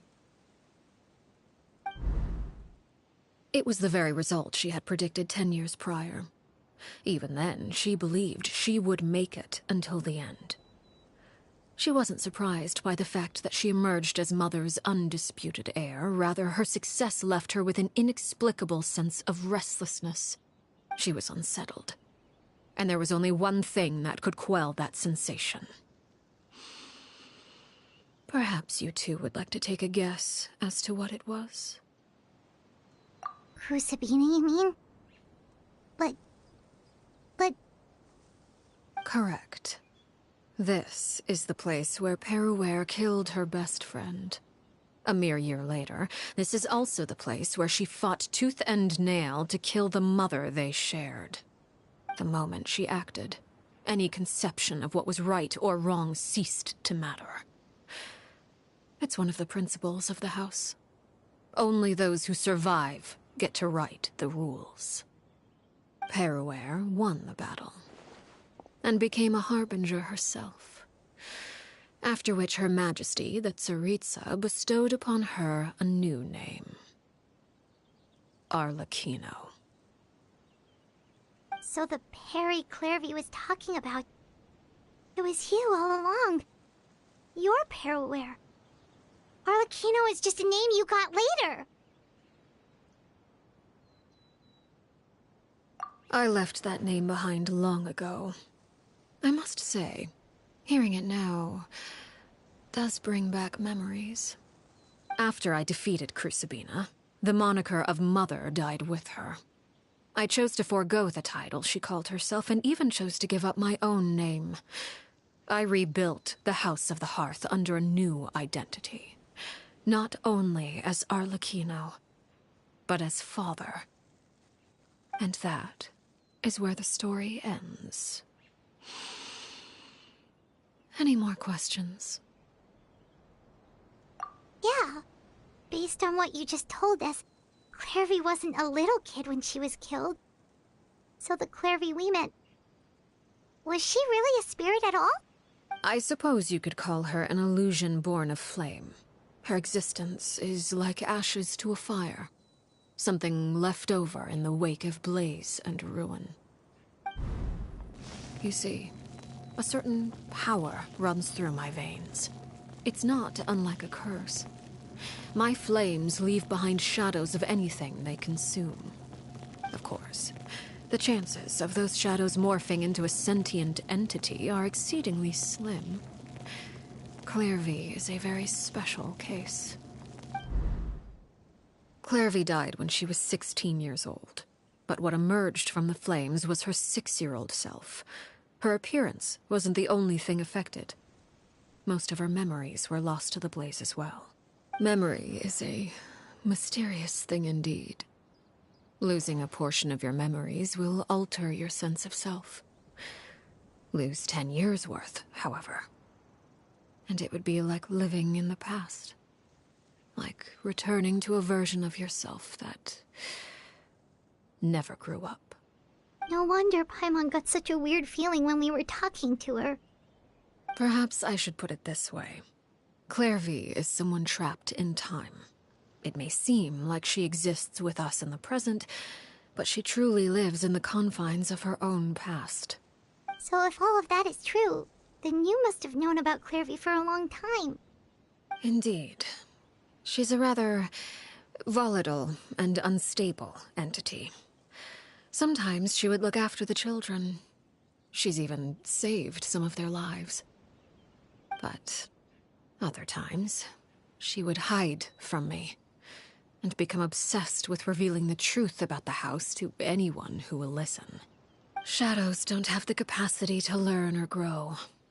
Any new information they encounter is quickly forgotten over time.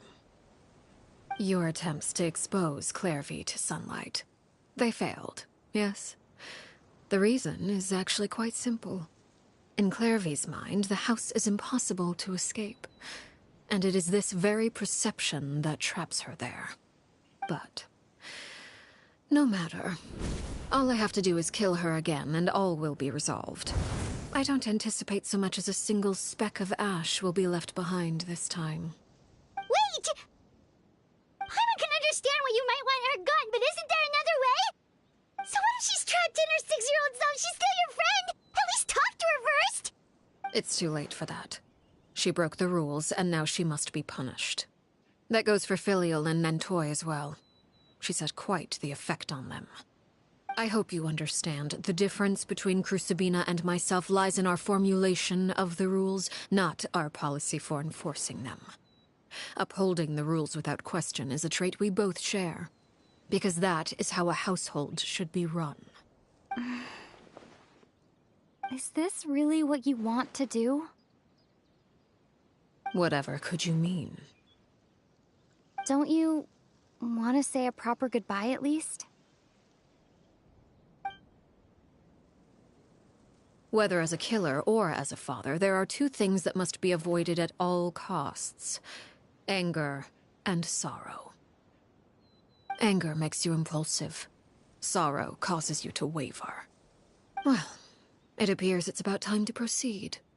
Before we arrived, I told some of my well-behaved children to bring our troublemakers here by nightfall. I do believe I've kept my end of the deal. I gave your friends quite a bit more time.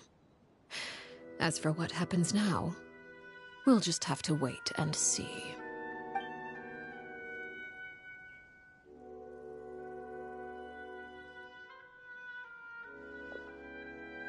Here they are, Father.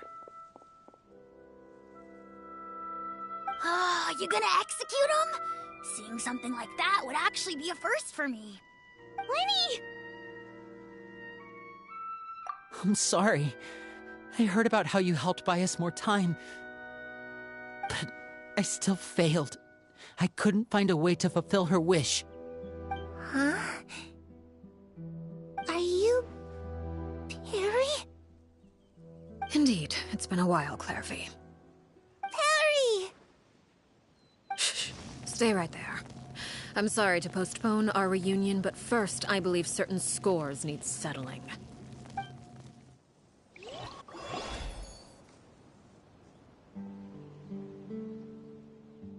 Father, let me explain. out of my way. Father! You chose to conceal a threat to the house, and for that, you must be punished. Overall, however, I suppose your wrongdoing is hardly the most egregious of the bunch, so I'll deal with your punishments later. As for right now, the more pressing concerns are the traitors among us. By traitors? Do you mean us? Father, let me explain. We didn't mean to... Fultz, why don't you share what you heard? Yes, Father. Secret Midnight Meeting number 3. Participants, Filial, Nantoy, Sato, Toddy. Nantoy clearly said, if only Father wasn't the one who took us in. Sato added, I'm sick of this life. I just want to live as a normal person. Filial was the worst of them all. She called us crazies and said a bunch of mean things about Father. I did not! You're lying! Fultz is trying to frame us. It's not like I'm the only one who heard those things. After that, you and Toddy and a bunch of other people started talking about Clairvy. You were using all those things Clairvy brought up as an excuse to question Father. We're birds locked in a cage. The only way out is to destroy it. That's what you said, wasn't it? You little... You just want me gone, don't you? What did I ever do to you, huh? And you, Sheplo, have you forgotten who stood by your sickbed, watched over you, and changed your dressings? Come on, let's hear it then. What's your reason for all this?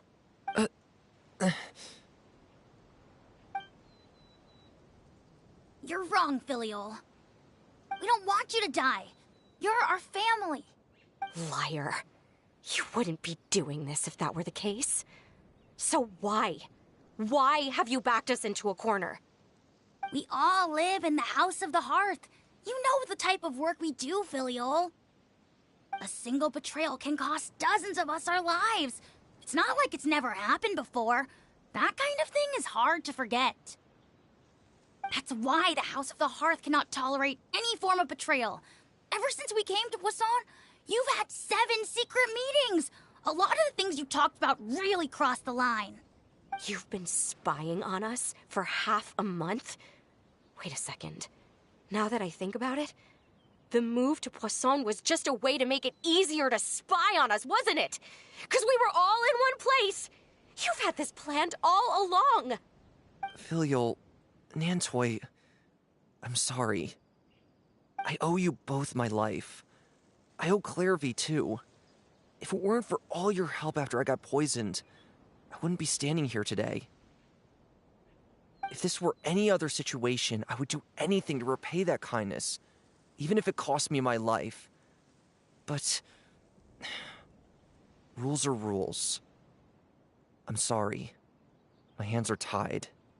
Why? Why? That's enough, Filial. We made a mistake, and we should own up to it. We broke the rules, plain and simple. And now we have to face the consequences. I'm sorry, Sheplo. Fultz. I'm sorry, Father. We... accept our punishment. Chapleau, according to the rules of the House of the Hearth, how should these traitors be punished? All those who betray the house pay with their lives. And so it shall be.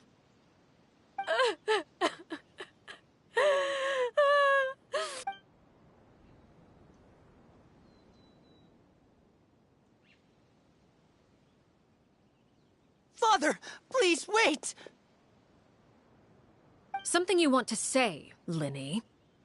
Please reconsider, Father. What Filial and the others did, does it really count as betrayal? We all come from broken families. From the very first day we joined the House of the Hearth, we wanted nothing more than to make it a real home. But the truth is, none of us know what a real home should look like. I'm not saying I have all the answers. All I know is this. Killing Filial and the others may uphold the rules, but doing so will only bring us further away from being a real family than we've ever been. So please, Father, please, reconsider. I agree with Linny. Father, please. Linny, you... I also agree with Linny. An order once given cannot be rescinded. However, given the extent of your determination, I suppose we shall have to go about this a different way. Draw your weapons and face me. Our weapons? Father, are you referring to a duel? Precisely. The rules of the house will not be altered. Traitors must be punished. However, resolving disputes with a duel is also one of our rules, one that also applies to me. Demonstrate a sufficient showing of strength, and I shall offer a concession. Wait. Beat Father in a duel? Impossible. Father is way too strong, even for Lenny.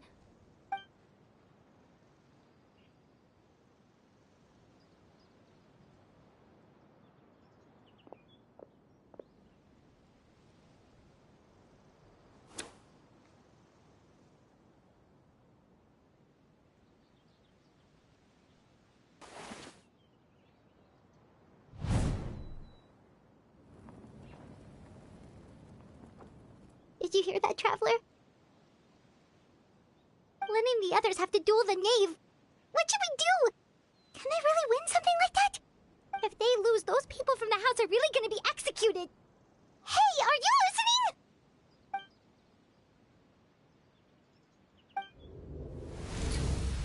Don't you want to say a proper goodbye at least?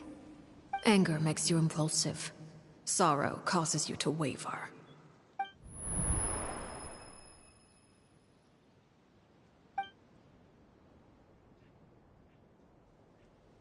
Oh. Looking at that expression on her face, she seems really serious about this. Guess that means there's no chance she's throwing the duel on purpose, huh?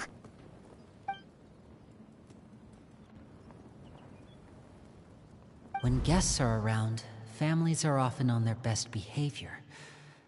And any disputes are less likely to escalate. When the time comes, make the choice that you deem most appropriate in the situation, and lend your help to the House of the Hearth. What's wrong, Traveler? Hey, where are you going? Traveler?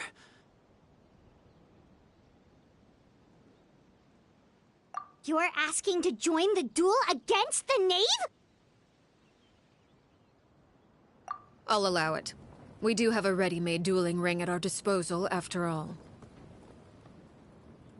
All I would advise is this. Keep a firm grasp on your weapon, and give it your all. Any less, and you may just lose your life.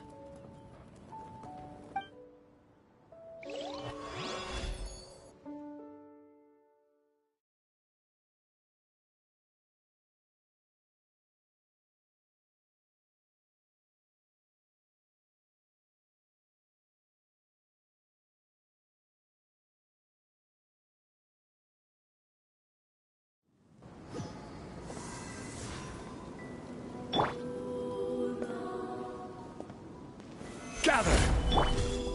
Right now. Drop your weapons!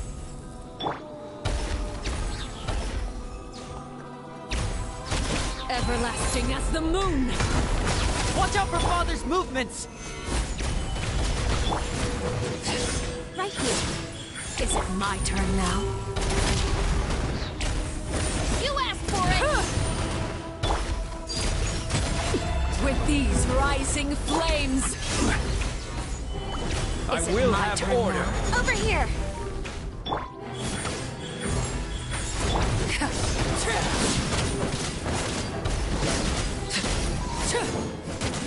With the fall of darkness, destruction shall rise.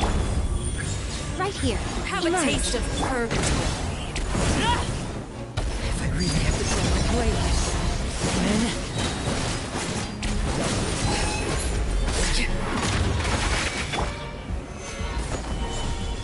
Right now.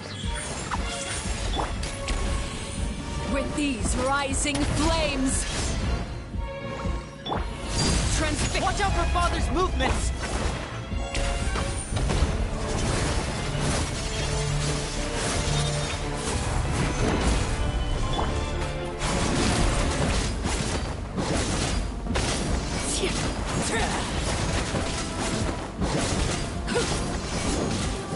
It's over here!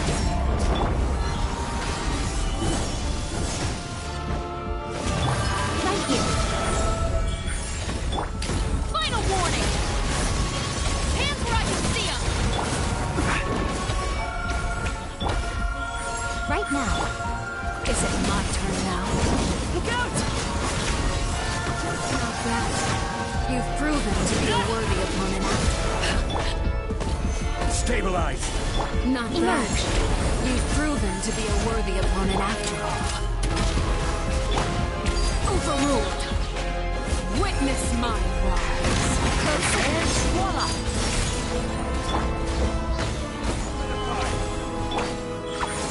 Spare your energy. Running is of little use.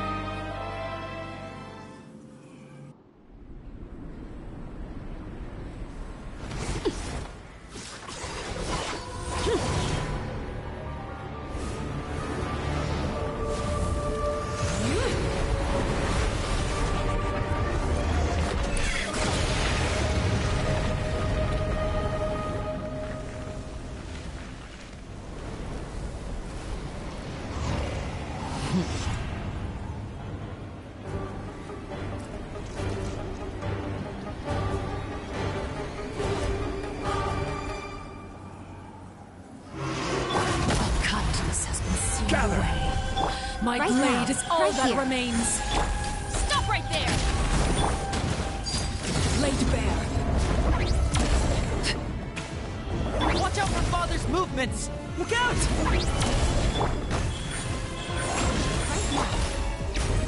You asked for it!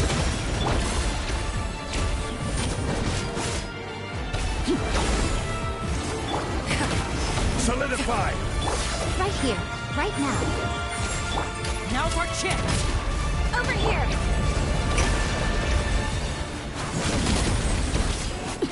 Overruled. Everlasting as the moon. Something is only the beginning. Emerge. Watch out for Father's movements! Look out! Right here. Right now.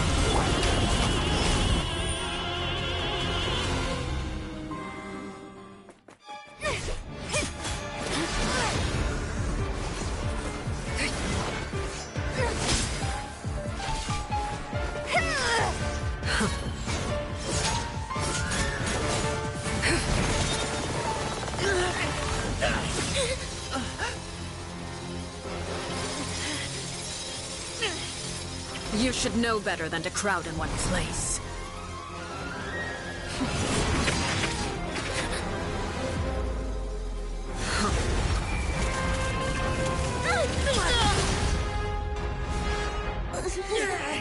Oh, I know. Now! I'm sorry, Father!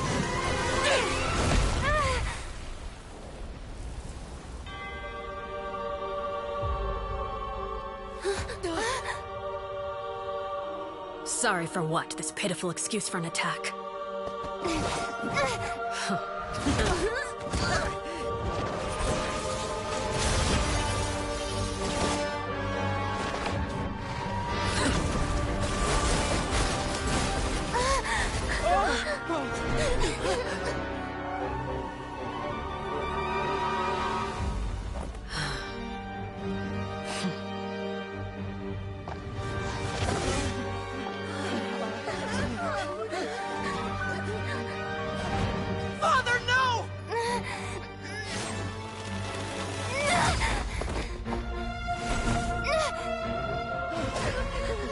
made it out, did you? You're stronger than I expected.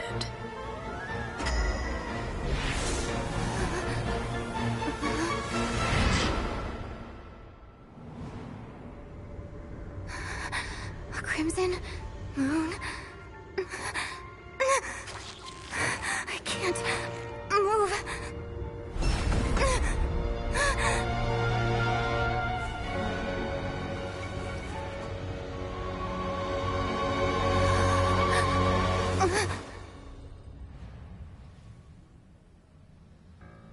Still, not strong enough to beat me.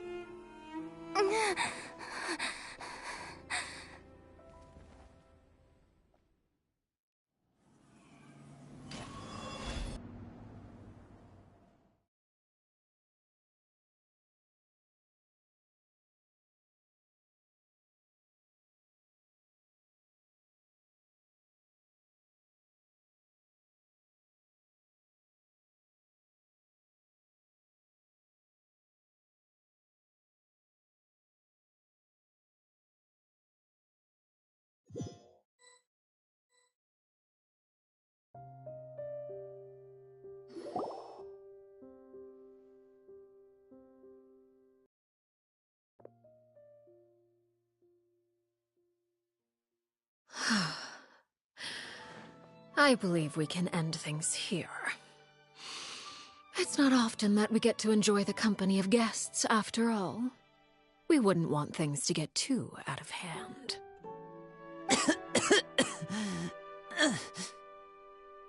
Brother, are you all right? Lenny. Given that I am the victor of this duel, as agreed, the punishment stands. No! I never thought things would end like this. However, everyone involved in the duel demonstrated a remarkable level of strength and determination. In light of this, I'm prepared to change the method of execution. Elwar, the bottled flames I gave you for safekeeping. Do you still have them? Yes? I wasn't sure what they were for, but I've kept them super safe. I didn't lose a single one. Wonderful. Then, in just a moment, I'll have you administer them. Bottled flames? Indeed. They're the product of a secret experiment. Under certain special circumstances, flames can be extracted from my person and preserved. Once ingested, searing pain will spread across every inch of your body. No harm will come to you physically, but your memories will be burned away. If you can withstand the pain. When you awake, you'll have forgotten everything you know about the House of the Hearth, and will be expelled from the organization. In other words, administering this concoction will kill the version of you that grew up in the house, and give you a new identity.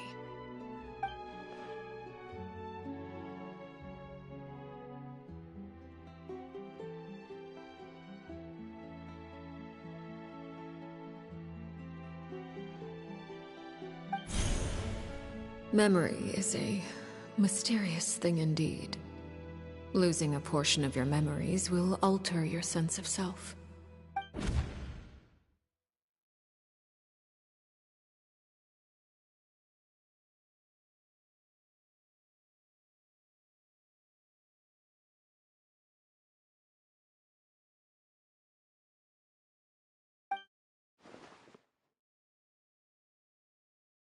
So, you're just letting us go, Father? You misunderstand.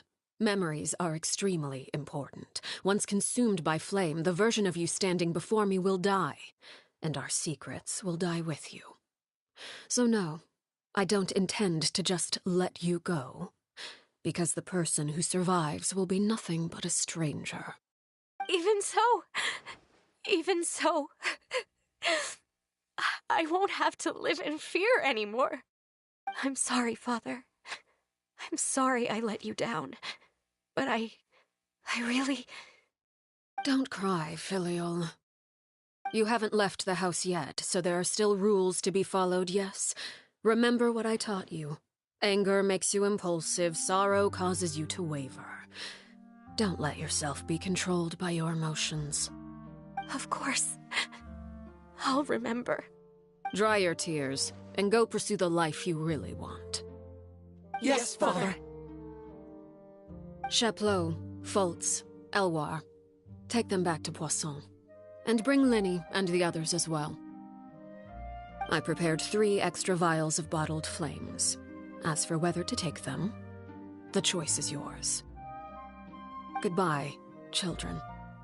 The next time we meet, I will no longer be your father.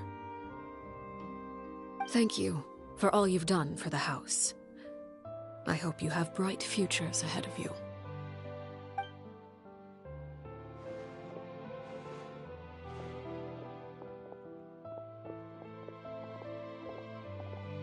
Father. Let's go.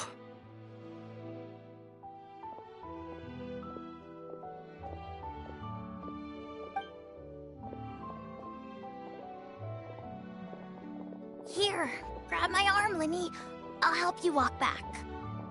Thank you.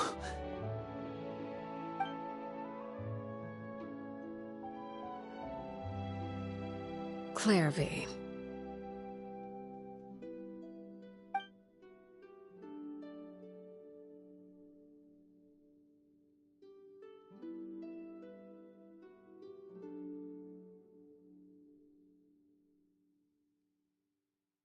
Can we talk now? I've been waiting for a super long time. You really are Perry, aren't you? I haven't seen you in so long. How come you're all grown up? Wait, did I somehow travel to the future on accident? Or am I dreaming? What a long dream. Neither. You died, Clairvy. That's what happened. You could have at least sugarcoated it a little. Look, she's not speechless.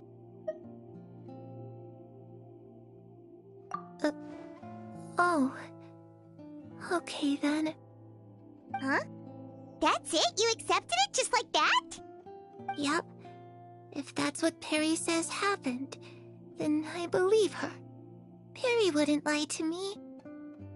Plus, I don't really need to know why I'm like this. I'm more curious about what happens in the future. If you're a harbinger now, Perry, that means Mother is gone, isn't she? Can you tell me about it? I want to know what happened to her. And to me. You never stopped trying to defy fate. At first, no one believed you. You could only vent your frustrations to the moon. In fact, you often sought comfort in the night sky.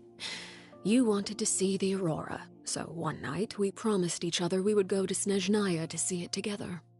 Later on, you tried to run away, but you were brought back each time. Mother spared your life, but it wasn't out of kindness. Instead, she decided to make an example of you by slowly torturing you over time. That way, the other children would know what happens to traitors. Still, you never gave up. Mother hoped that through ruthless duel after ruthless duel, she would be able to crown an ultimate victor among the children she raised. But you called on everyone to unite, to fight to a draw in order to reduce casualties. Your efforts may have only delayed the inevitable, but still. You gave them hope. You tried everything you could think of, but every attempt ended in failure. Still, you never turned your sword on Crucibina, and you never turned it on me. On that gloomy day, you told me, "For the last 16 years of my life, I've done everything I can to fight for freedom. But now, I realize that the only freedom I truly possess is the freedom to choose to die." I never imagined I would say something like that. I must have been feeling really worn down. But somehow, I still think I understand. According to Mother's plan, only one of us was going to make it until the end. And I always hoped that person would be you. If I could do it all over again, I still don't think I would make a different choice. Even when I first met you, I knew you'd be able to do what I couldn't. Is that so? Even now, I'm not sure I truly understand what kind of freedom you are trying to pursue. But as the head of the House of the Hearth and as the children's father, I've tried to give them the most basic of freedoms. The freedom to choose their own fate. It's something I discussed with the Iudex of Fontaine. The children who want to leave the house will have their memories wiped clean of all secrets pertaining to the organization. In return, they will be allowed to live a normal life in Fontaine without being prosecuted for their past. Of course, I won't simply hand freedom to them on a silver platter. They have to fight for it and prove themselves worthy of it. Only freedom that is earned has true value. That's more than enough. That's exactly the kind of life I was fighting for. You know, Perry, I think you're a pretty amazing king, and a really great father, too. I'm really happy that you're the one who took over the house.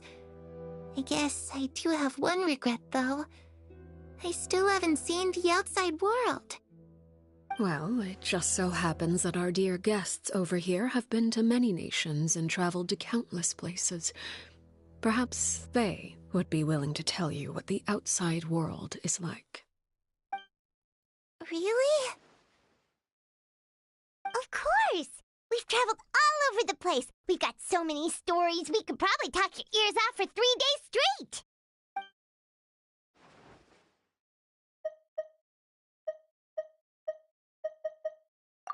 You know, I used to dream of being a bard. Playing the lute while singing into the winds of freedom. Even if there was no one there to listen, I would have continued to sing no matter what.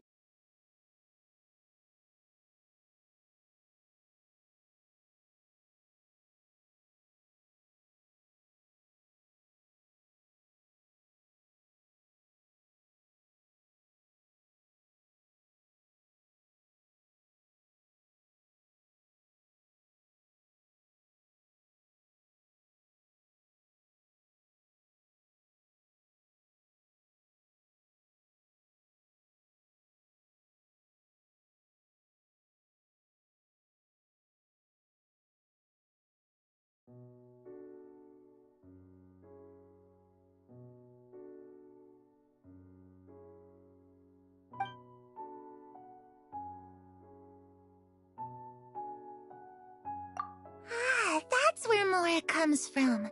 I never knew that before. If I had some Mora, I would buy 3 new dresses. One for me, one for Perry, and one for Mother. It's just too bad Perry doesn't like wearing dresses.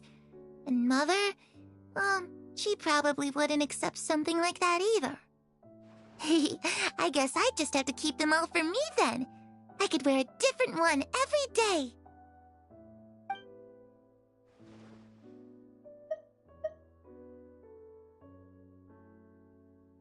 Those yokai you mentioned, what do they look like? I once saw a drawing of this one guy with horns on his head and a super scary face. Are there any yokai like that?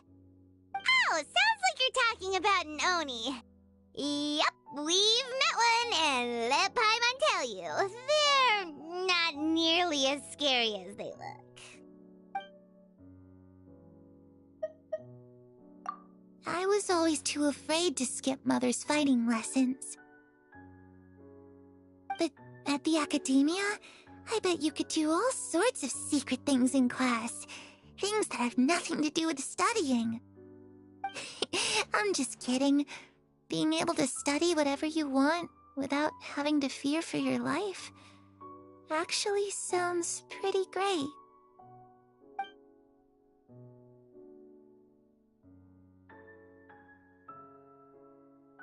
The situation was super dangerous. Lenny and Lynette were accused of committing a crime.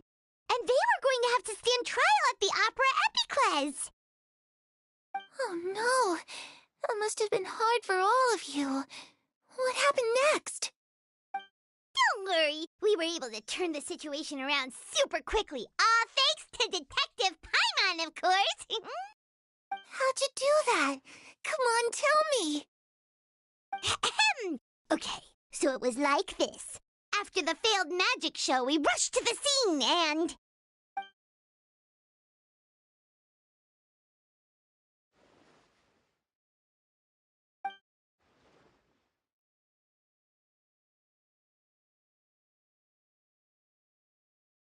Shadows don't have the capacity to learn or grow. Any new information they encounter is quickly forgotten over time.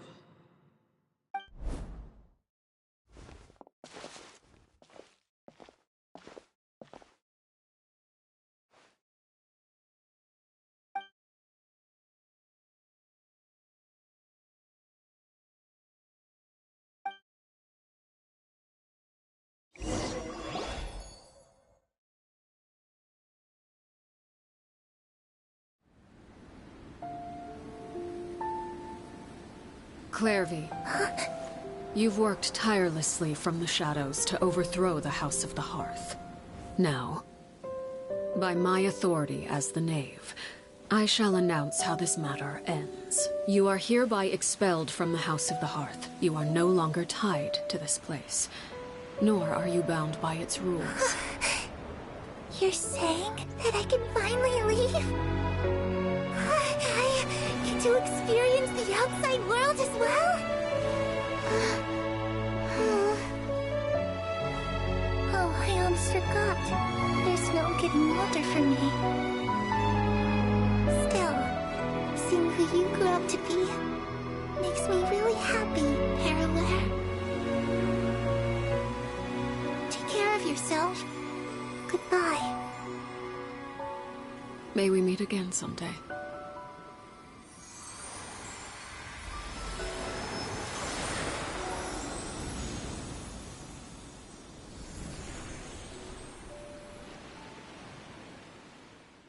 Clairvy.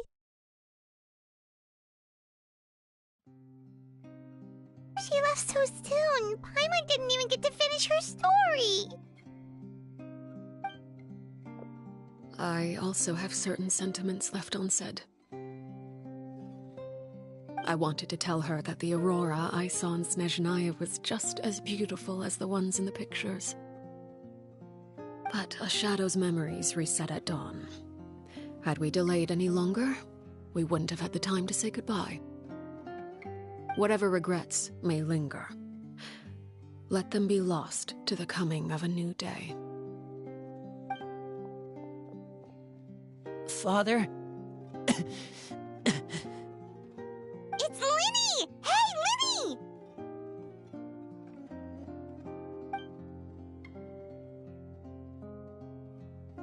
What is he doing back here? Let's go check it out.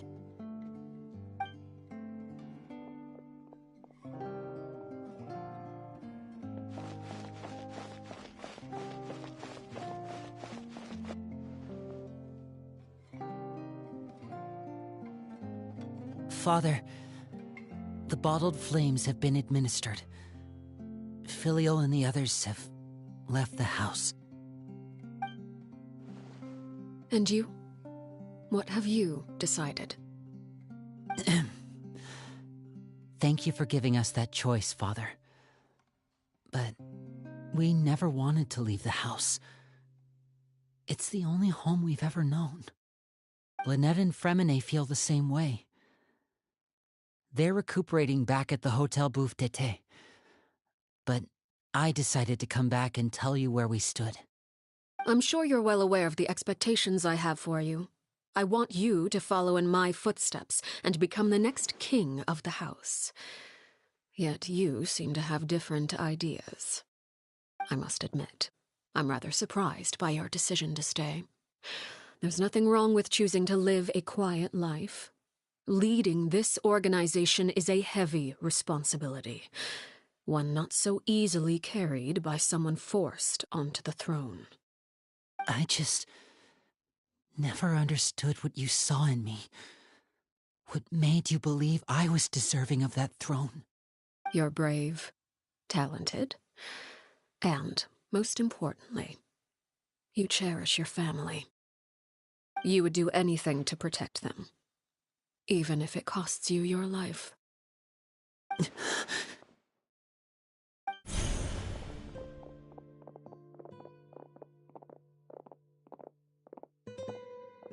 Speaking up back there was so brave of you, Linny. It's all thanks to you that we were able to convince Father to back down.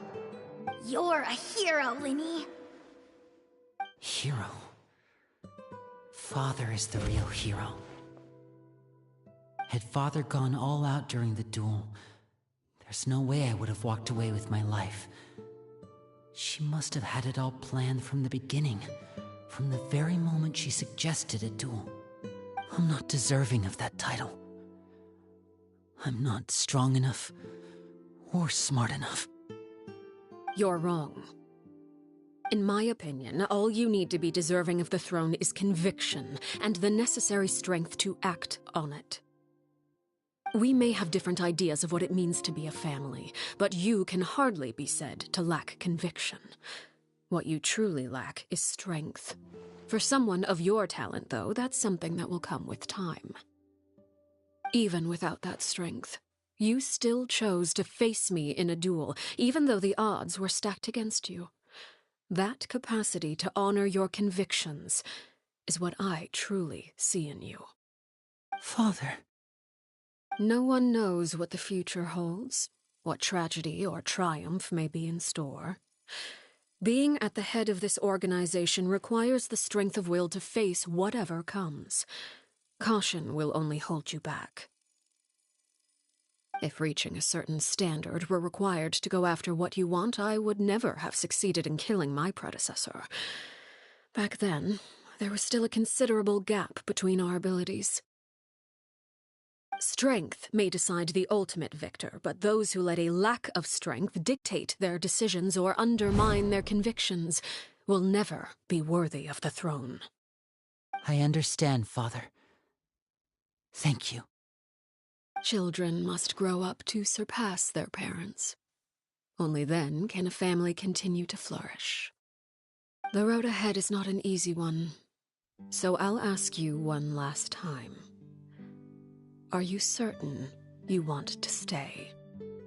You've done so much for me, Father, and that kindness must be repaid.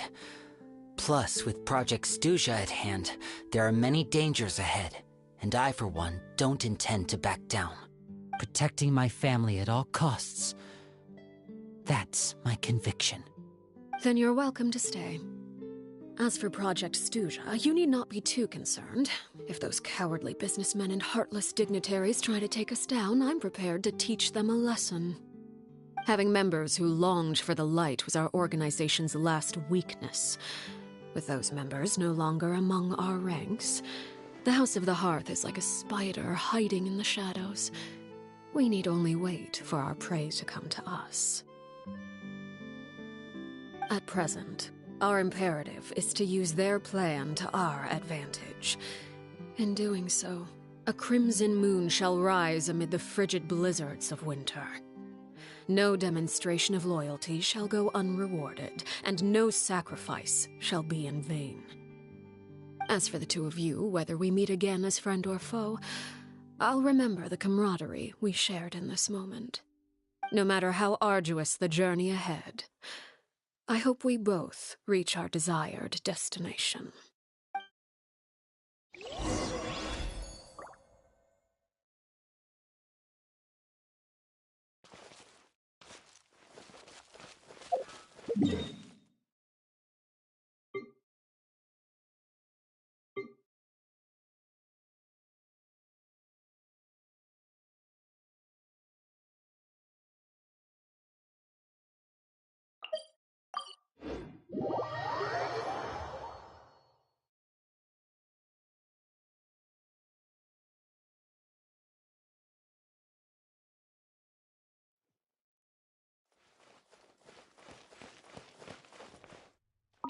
Add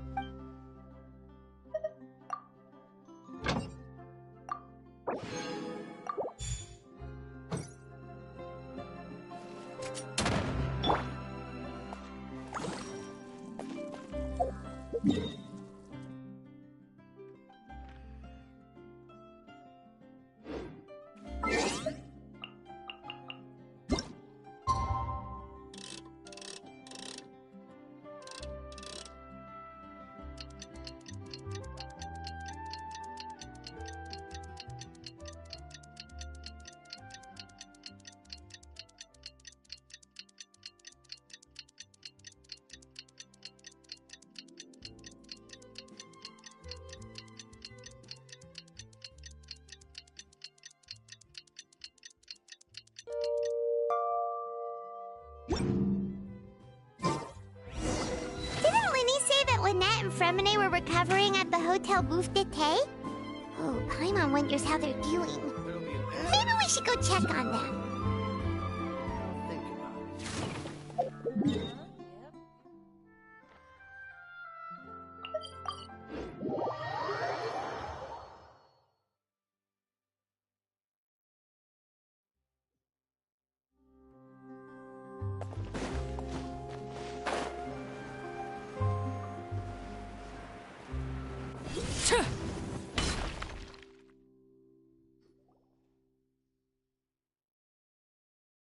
Lynette? Fremine?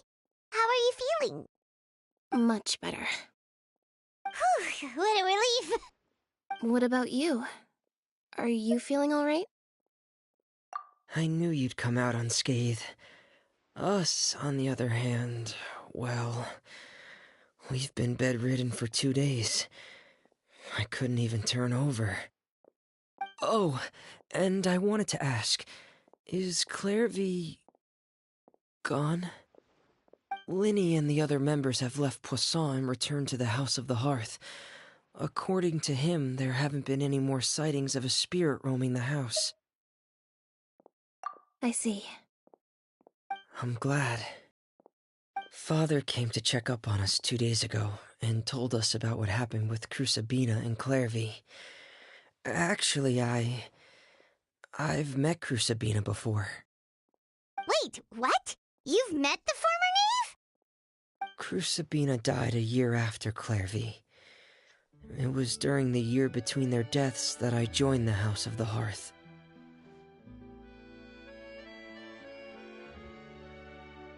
Crucibina had an extremely cruel and radical way of doing things. While she was alive, the atmosphere in the house was suffocating. When I joined, though, the experiment she valued so much had already come to an end, and all the people involved, dead and injured alike, were gone. Crucibina never talked about the past with us newcomers. A couple of months after I joined, Father killed Crucibina and burned all her files. With that, the names of all the people subjected to her experiments, Clairvy included, were lost to the flames, along with the painful memories they represented. Father took in Lenny and me a couple months after that, but she never mentioned anything about Crucibina or Clairvy. It really seems like something she was planning to keep to herself. The last time you talked to her, did she mention why she kept it a secret for so long? She said she didn't want us to be affected by the darkness of the past. She was worried we'd develop a false sense of gratitude towards her if we knew about it. The foundation of a family should be free of any corrupting influence. Whatever happened in the past, it has nothing to do with who we are now. And that's what Father told us in the end. But I still thanked her for everything.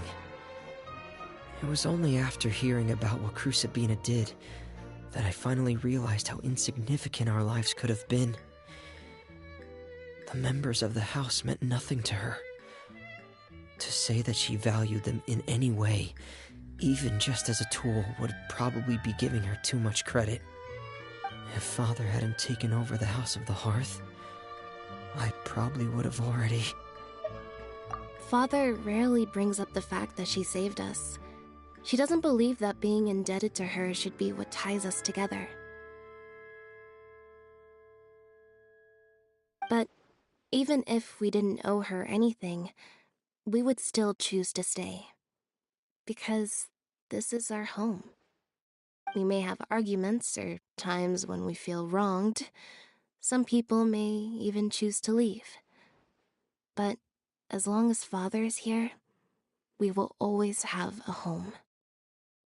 Whether the path before us is bathed in sunlight or shrouded in shadow, we'll follow Father wherever she chooses to go. So I wanted to say thank you for helping us make it through this crisis. Without your help, we could have lost a lot more along the way. Oh, we didn't do anything, really.